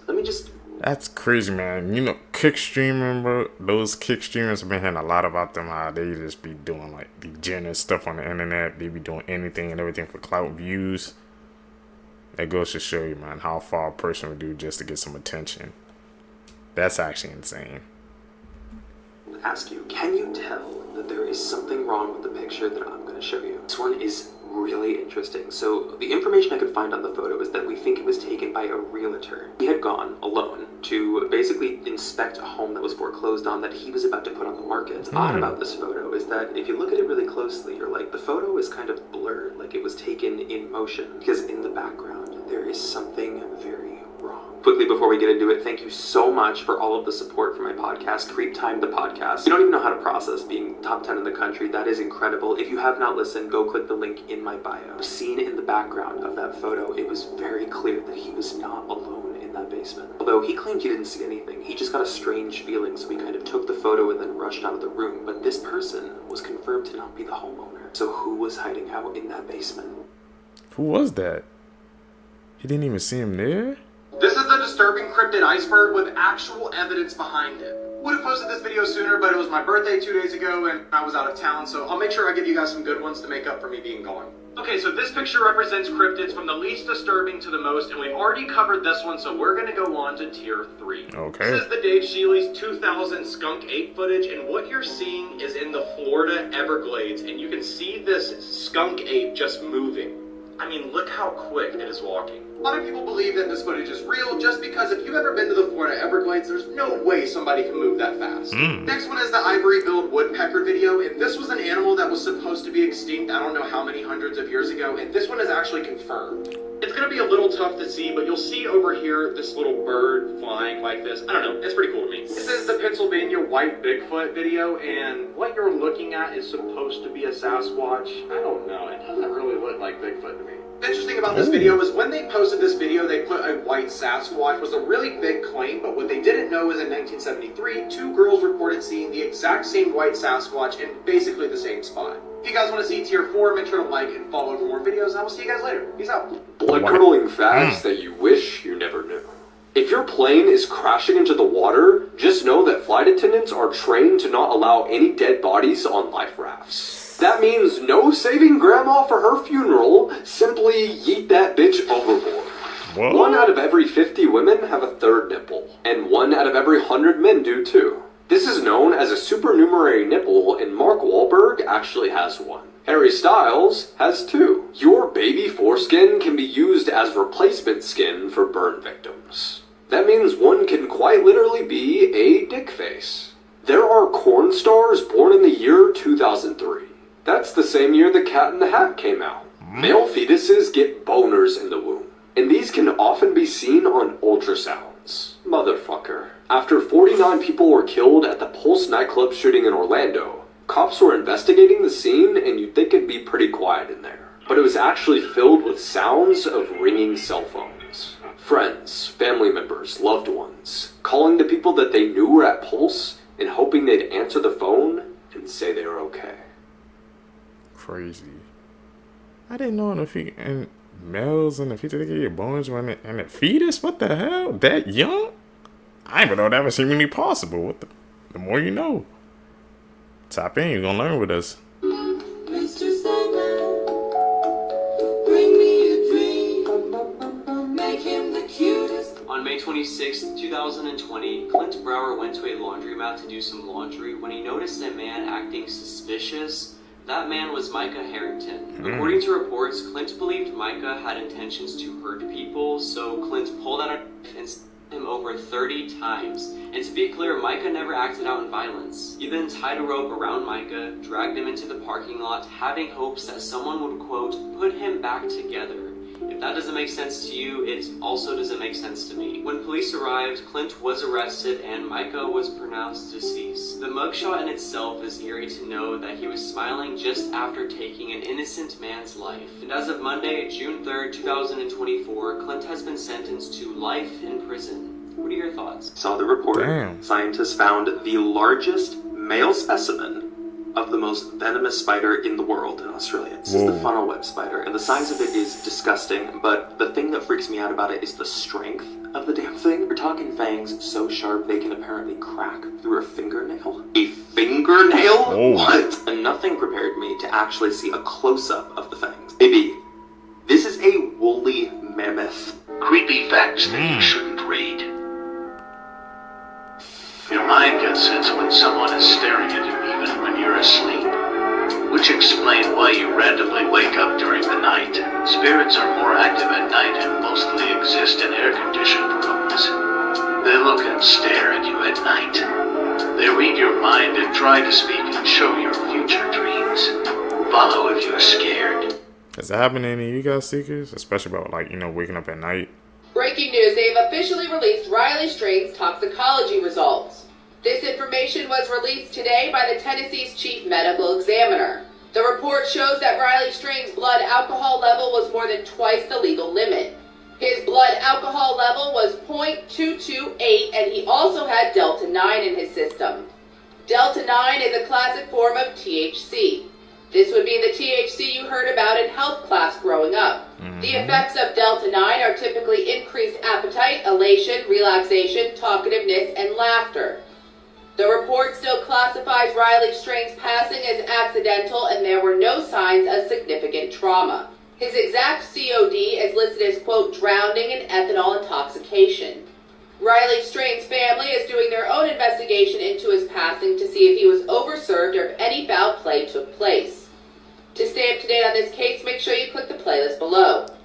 I'll keep you guys updated. What do you think? Drop in the comments. Did you know that the Crypt Keeper from Tales of the Crypt actually has Chucky's eyes? The dolls were made by the same person, and when HBO started running out of money to make the show, they needed him to just start using parts he had lying around, so the doll's actually made with a lot of the animatronics that Chucky used and his eyes. Now you know. The murder of McKinley Chick-fil-A Marie has to be my favorite case of all time. Like, I actually get butterflies in my stomach every time I revisit this case. I'm just so fascinated by the killer. He was so dedicated. He was gorgeous. Super, super dreamy. Like, if he wasn't behind bars, I would probably be with him. And just how dedicated he was to chopping her into bits and pieces. I mean, he really had no remorse, and we almost have to appreciate that. Like, the fact that he carried this chainsaw around for miles and miles, and after chopping her up, it just wasn't enough that he decided to also set on fire. I'm like, there's something hot about that. Siri, play This Girl Is on Fire. We can make jokes now, guys. It's been a long time. The best part about this is that this killer had no remorse. During the court hearing, he actually sat and looked her family members dead in the eyes. Dead, get it, guys? And he actually just laughed the entire time. And you know what? I can appreciate a man who doubles down. Also, disclaimer before people get their panties in a twist, I'm being super, super respectful of the family. I'm only sharing things that I've seen already on the internet, so I'm not making things up. These are just facts, and I just wanted to share that with you guys. That was a POV they said of how, you know, some, I guess, how they be acting when they explaining these videos. You know, some of them, yeah, they have to, actually all of them need to have respect to the families on what they reporting on, because it's really affecting people.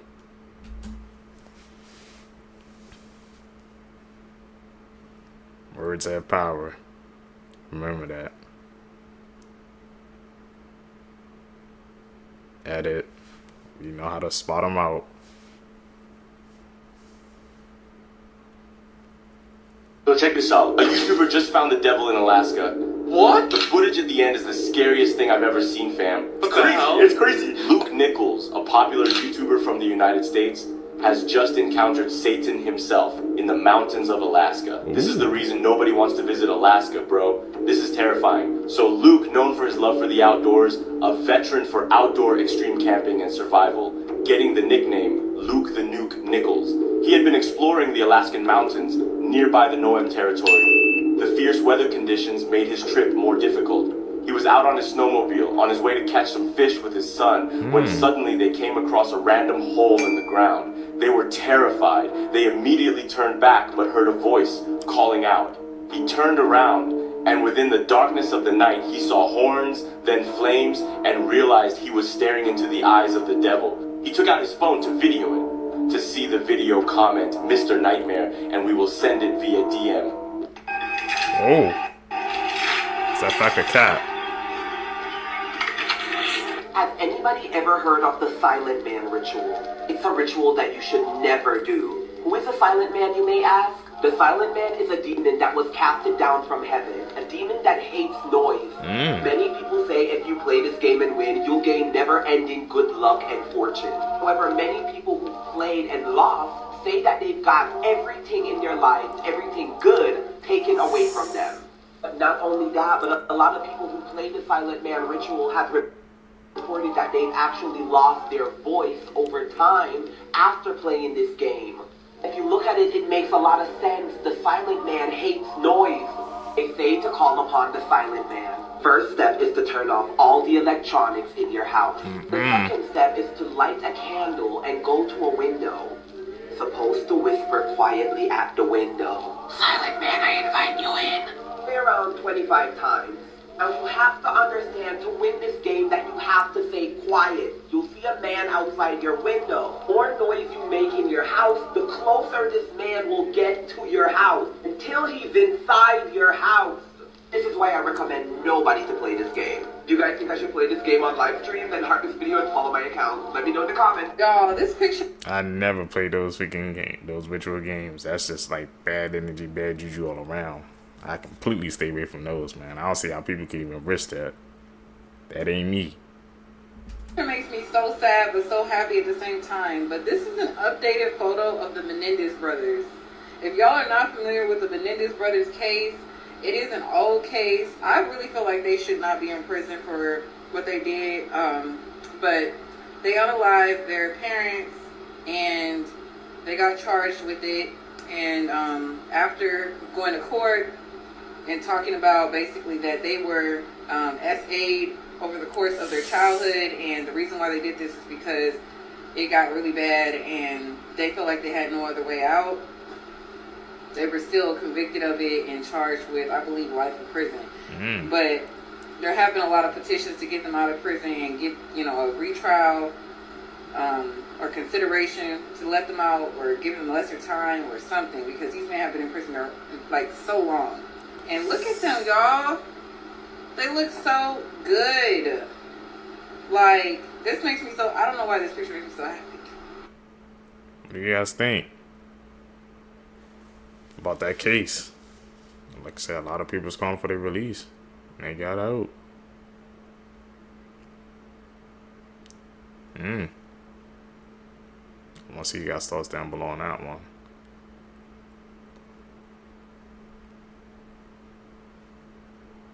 They fled.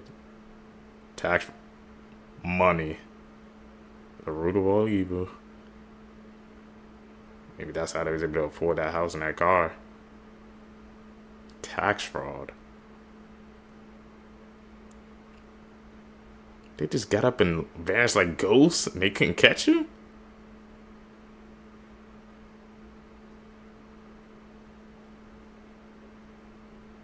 The whole mansion. They just had to pack up and disappear. So they got away with it. They didn't even get caught. Come on, man. You gotta be on top of things like that. So people can't get away with that, man. Live in a big ass... 16-year-old girls that brutally unalived their best friend because they didn't like her anymore. Skylar Neese may have been an only child, but she had a sister-like bond with her best friend Sheila. The girls were like two peas in a pod and did everything together. Their freshman year of high school, they added a third best friend, Rachel, making them an inseparable trio. Like most friend groups in high school, there was some jealousy, like if two of the friends hung out and did invite the third, stuff like that. And that's how Skylar was feeling going into their sophomore year of high school. Like Sheila and Rachel were getting closer and kind of kicking Skylar out. Then in the middle of the night on July 6, 2012, Skylar snuck out of her house and never came home. Skylar was missing. Her parents are panicked. Her best friends Sheila and Rachel are acting concerned as well. Sheila would spend a lot of time with Skylar's parents, supporting them, crying with them, asking for updates, and asking if there was anything she could do to help. And the longer that Skylar was missing, the more that rumors started to spread. From things like Skylar ran off with a boyfriend, to Skylar fled after robbing a bank, to Skylar's best friends Sheila and Rachel were involved. At this point, the investigators were actually pretty convinced that Sheila and Rachel knew more than they were letting on. Both of the girls' stories were like nearly identical, like they had been rehearsed. At this point, the police's theory was that the three girls snuck out the house to maybe use substances and something accidentally happened to Skylar, and Sheila and Rachel were just covering it up because they were scared of getting in trouble. They could have never prepared for what actually happened. Following Skylar's disappearance, Sheila was like pretty carefree, but Rachel, on the other hand, was having a nervous breakdown and had to be admitted to a psychiatric facility. And upon release, Rachel confessed that her and Sheila had stabbed Skylar 50 times and had planned the attack for months. And even more shocking was their motive, that they didn't like her anymore and didn't want to be friends with her. To this day, Sheila has never shown any remorse to what she did to her best friend and is seen as the evil ringleader and was sentenced to life in prison. Due to Rachel's confession, she was sentenced to 30 years in prison. She was up for parole very recently, but it was denied. But I'm really curious to hear what you guys think. Do you really think that two 16-year-old girls would brutally unalive their best friend just because they didn't want to be friends with her anymore? I feel like there has to be more into this story. People are associated with the mystery and deep silence of its nature and historical monuments. Okay. The cemetery of Jinn, what the Balik call Jinn Sant, is one of these secrets. Locals believe that these tombs belong to the Jinn. They have buried their dead in the fence of these stones, and when night falls, the Jinn will appear on the graves of their lost ones and mourn them. They say that whoever goes to this graveyard at night will be cursed by the Jinn and will surely die with a severe punishment after a few days. Why is this cemetery known as the Cemetery of Jinn at all? The main reason is the tombstones of this cemetery. The tombstones planted in this cemetery are in such a way that they bear no resemblance to the tombstones of a human being. Although many of these stones were destroyed over the years, there are still traces of these tombstones, and there are so many that we can guess that this used to be a cemetery. The strangest tombstone of the scary fairy cemetery, the strange part of this cemetery goes back to one of the tombs that is very long and wide. There is a... Those tombstones. I just say no, they said it was a cemetery, but that was a circular shape, so that really has me raising some questions, man. We've seen a couple of clips, man, talking about jinns, but this one was really breaking it down for us. What do you guys think, Seekers? Should we go down that rabbit hole even more?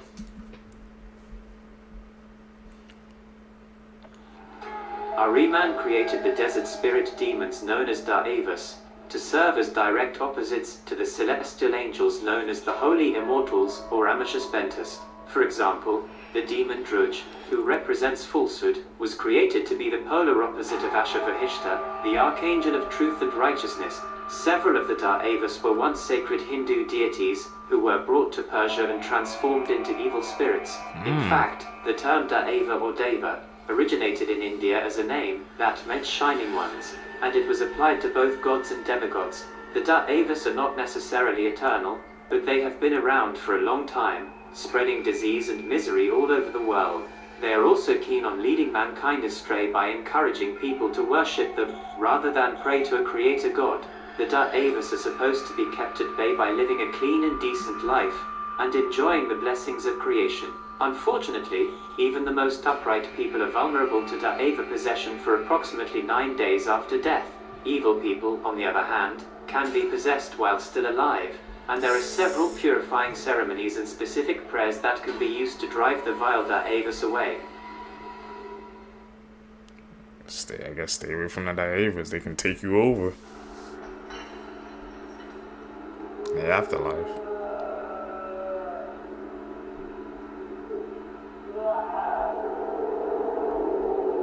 There's definitely somebody's grunting, bro.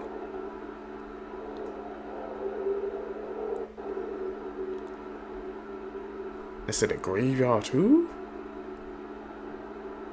Whoa. Buried alive or something?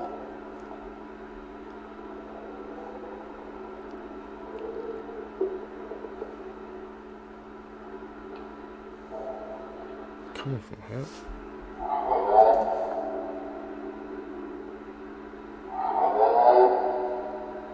Okay, what the hell is that?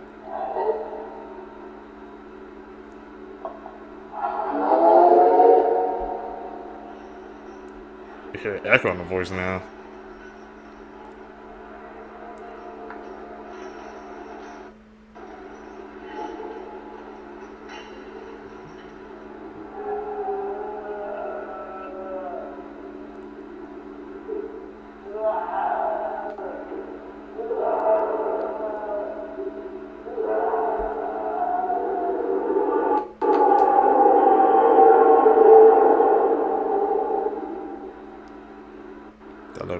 that the opening he's hearing it from?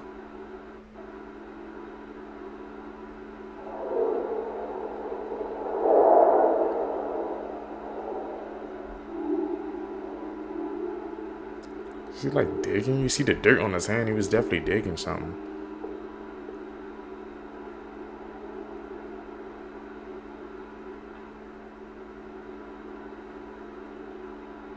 What do you guys think, man? Was that an edit or was that legit? You guys want to know why I'm low-key afraid of Dua Lipa now? So there's actually this Iranian folktale that my dad told me about when she first popped off. It's about this long-legged man named Dyatlov, which basically translates to long-legged person. So the story goes that Dyatlov wanted to cross this large river, and so he asks this water troll to help him across. So after some persuading, the troll reluctantly agrees to help Dyatlov cross the river, and he asks him to hop on his back. But as they're crossing the river, the water depth increases, and the troll asks Dyatlov to loosen up his legs so that he can catch his breath. But Dyatlov refuses, and they both end up drowning. And apparently, the moral of the story is to not let someone you don't know control your life. I don't know if the Dua Lipa we know and love knows this story, but I think about it every time I hear one of her songs or I see her perform. And as amazing as she is, the Persian fable got me. Who is Rostam? Hey man, what she was saying, how her name Dua Lipa was based off that story. And she's a freaking, like, you know, she's a star. And I guess they said the moral of the story was to don't let somebody you know control your life. And that's kind of the main point of freaking stars, man. Where that's all you think about when you listen to the music and things of that nature. So there was definitely some similarities between those two stories, man. These freaking pop stars and movie stars and actors, bro. Now we got folklore based off their names now. What's next? Rostam is a legendary Persian hero known for his great size and strength. He wore a panther skin, wielded a club, and is known for his 7 labors, prompting many to compare him to the Greek hero Hercules. Okay. Jinn. Somebody like Hercules? Jinns have no physical body of their own, and are creatures from an unseen dimension realm. Jinns can be both benevolent or malevolent. Jinns have the ability to predict the future, can read people's thoughts, have extraordinary strength. I told you, bro. We keep learning about jinns. We keep seeing jinns throughout these clips. We're gonna have to do a deep dive into them one day, man. So they can be either good or bad now. Some new information we picked up. Well, you know, man, tap in with us. A serial killer in 3, 2, 1. He has killed another girl, a 15-year-old girl. I don't mean to be rude, but his face looks like a piece of shit. His disgusting face is printed on the second page of all school textbooks. Doesn't this sound like a cult? Why should a 7-year-old kid see the face of a murderer every single day at school? Students have been drawing on his disgusting face for years now because we hate him. Another good and accurate drawing. Students have been tearing up his photos like this. This girl was among the many who did that. But the Islamic Republic security forces raided the school and checked to see if they still have that murderer's photo in their books. And she didn't. So they beat her up so bad that she passed away. What? All because they didn't have him in the book? Did you know that Black Friday actually means something very different in Iran? Bringing up those words evokes memories of the Black Friday Massacre, which occurred on September 8, 1978. The Black Friday Massacre resulted in the deaths of reportedly up to 3,000 people, and it was a pivotal point in the Iranian Revolution. Basically, this is a very complex subject to talk about, but at the time, people in Iran were fed up with the governing body, the Pahlavi dynasty, and they wanted the governing body of Iran to be replaced by an Islamic republic. That summer, protests had been erupting all over Iran. People were really fed up with what had been happening. There were all these weird events that were occurring, like a movie theater fire that killed over 400 people that people thought was linked to the Iranian government. And on that day, September 8th, 1978, thousands gathered in a public square in Tehran, Iran, to protest the government. But what they didn't know was that the government had enacted martial law just days before. So at some point during this massive protest, government officials started opening fire and massacring people by the dozens. Now, while some people claim that only 90 or so people died during this event, various other news sources, chronicles, people that were there claim that over 3,000 people were slaughtered on that day. And although this was an extremely tragic event that is still remembered in Iran to this day, this led to the overthrow of the government. So even though the Iranian government at the time that day tried to squash the rebellion by opening fire on these protesters, that totally turned around against them, and once again it led to the fall of the government. Hey man, and what the freaking Black Friday was associated with that tragedy, man. And, you know, over here Black Friday means, you know, people they be going crazy and they be shopping, and how it, you know, how sometimes it ends up really bad, man. I wonder, is that what the name originated from?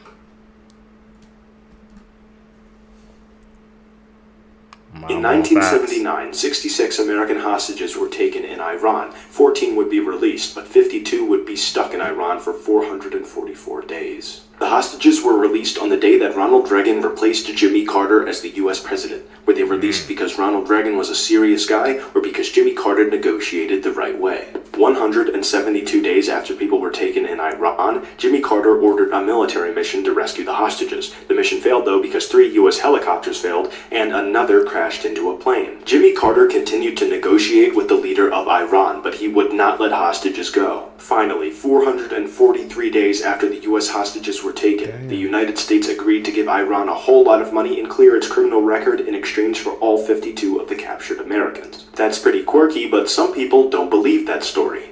Why? I'll answer that in part 2.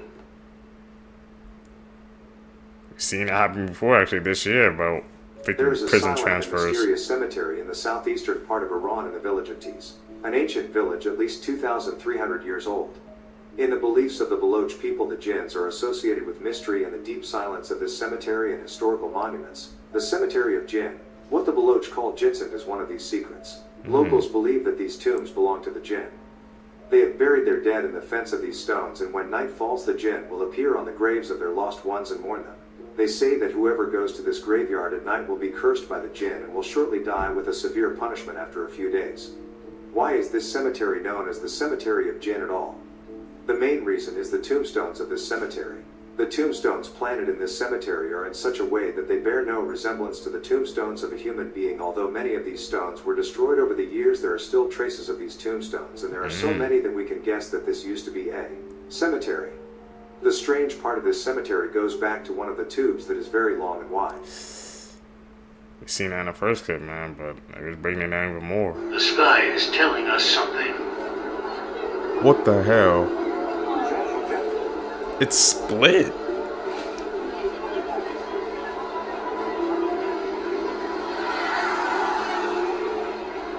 That's a weird ass phenomenon, Seekers. The sky was literally, the clouds was literally like split.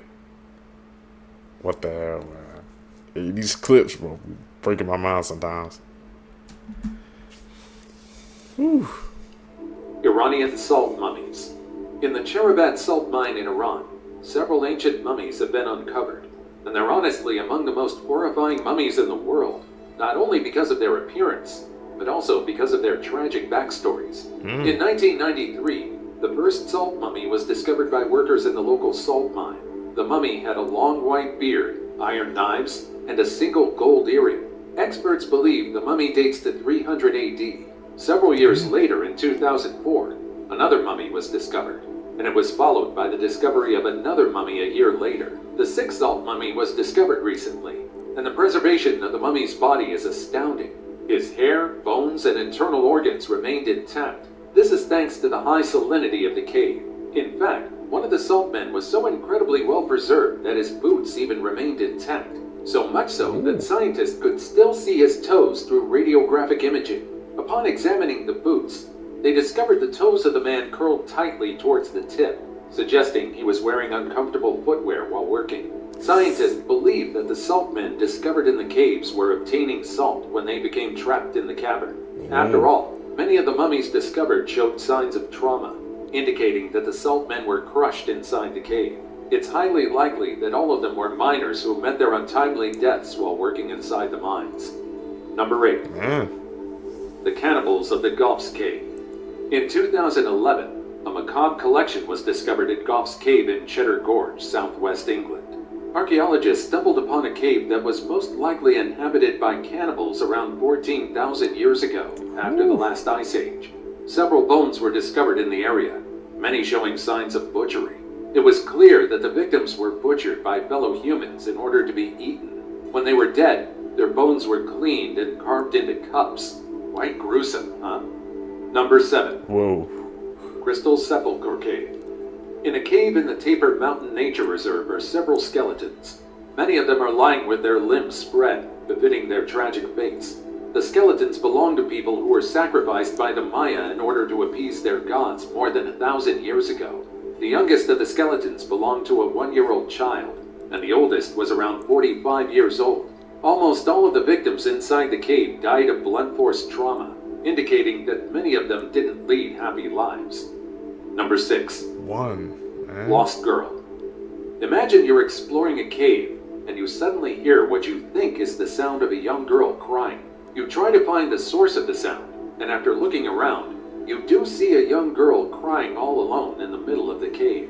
That's precisely what happened when an explorer named Josh ventured into the Ape Cave in Mount St. Helens in the United States. They were far inside the cave when they began hearing the sound of a child crying. One decided to take a step back and turn around, but curiosity got the best of them. Luckily, they decided to walk deeper inside. As they walked further into the cave, and as the entrance became narrower, the crying noise became louder. They found a young girl in the middle of the cave who didn't speak English. Fortunately, they coaxed the girl into following them outside the cave, where her parents frantically looked for her. Number 5. Yeah, heroes. Moaning Cavern. The Moaning Cavern in Vallecito, California is arguably one of the scariest caves in the world. Not because of its daunting terrain, but because of the ghosts that allegedly haunt the area. The Moaning Cavern is popular for various activities in the area, from ziplining and gem digging to spelunking. What's more, the caverns are also famous because of the many artifacts discovered in the area. In the 1840s, gold miners discovered the Moaning Caverns, and inside, they stumbled upon arrowheads and other artifacts, including a necklace that's about 8,000 years old. Human bones were also discovered in the area. Now you're probably wondering how the cave obtained its name in the first place. Yeah. You see, when the first visitors of the cave stepped foot in the area, they kept hearing wailing and moaning sounds, although we now know the unnerving sounds were caused by the wind. Number 4. The Haunted Mammoth Cave. Mammoth Cave is the most extensively known cave system in the world. Many people from all around the world visit Mammoth Cave National Park.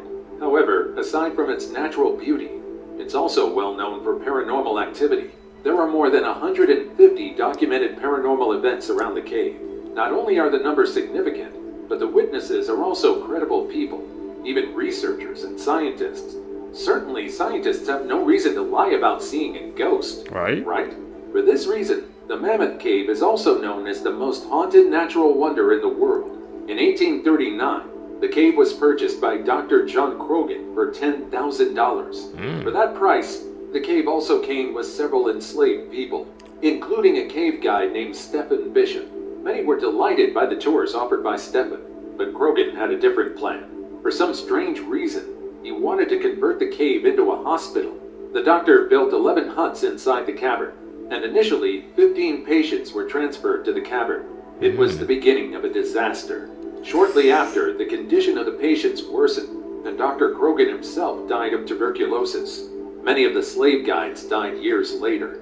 People believe that to this day, they still return to the cave as spirits to see how things are. One of the new guides claimed to have seen a family of African Americans in a group he was guiding once. However, after finishing the tour, the family mysteriously disappeared. There was also no record of the family taking the cave tour. If you want to get spooked, there are countless stories on the internet about the Mammoth Cave. All those freaky caves. The one at the end, man, he tried to build a hospital and put it in a cave. That was not a great idea. At all, Seekers, I'm sorry.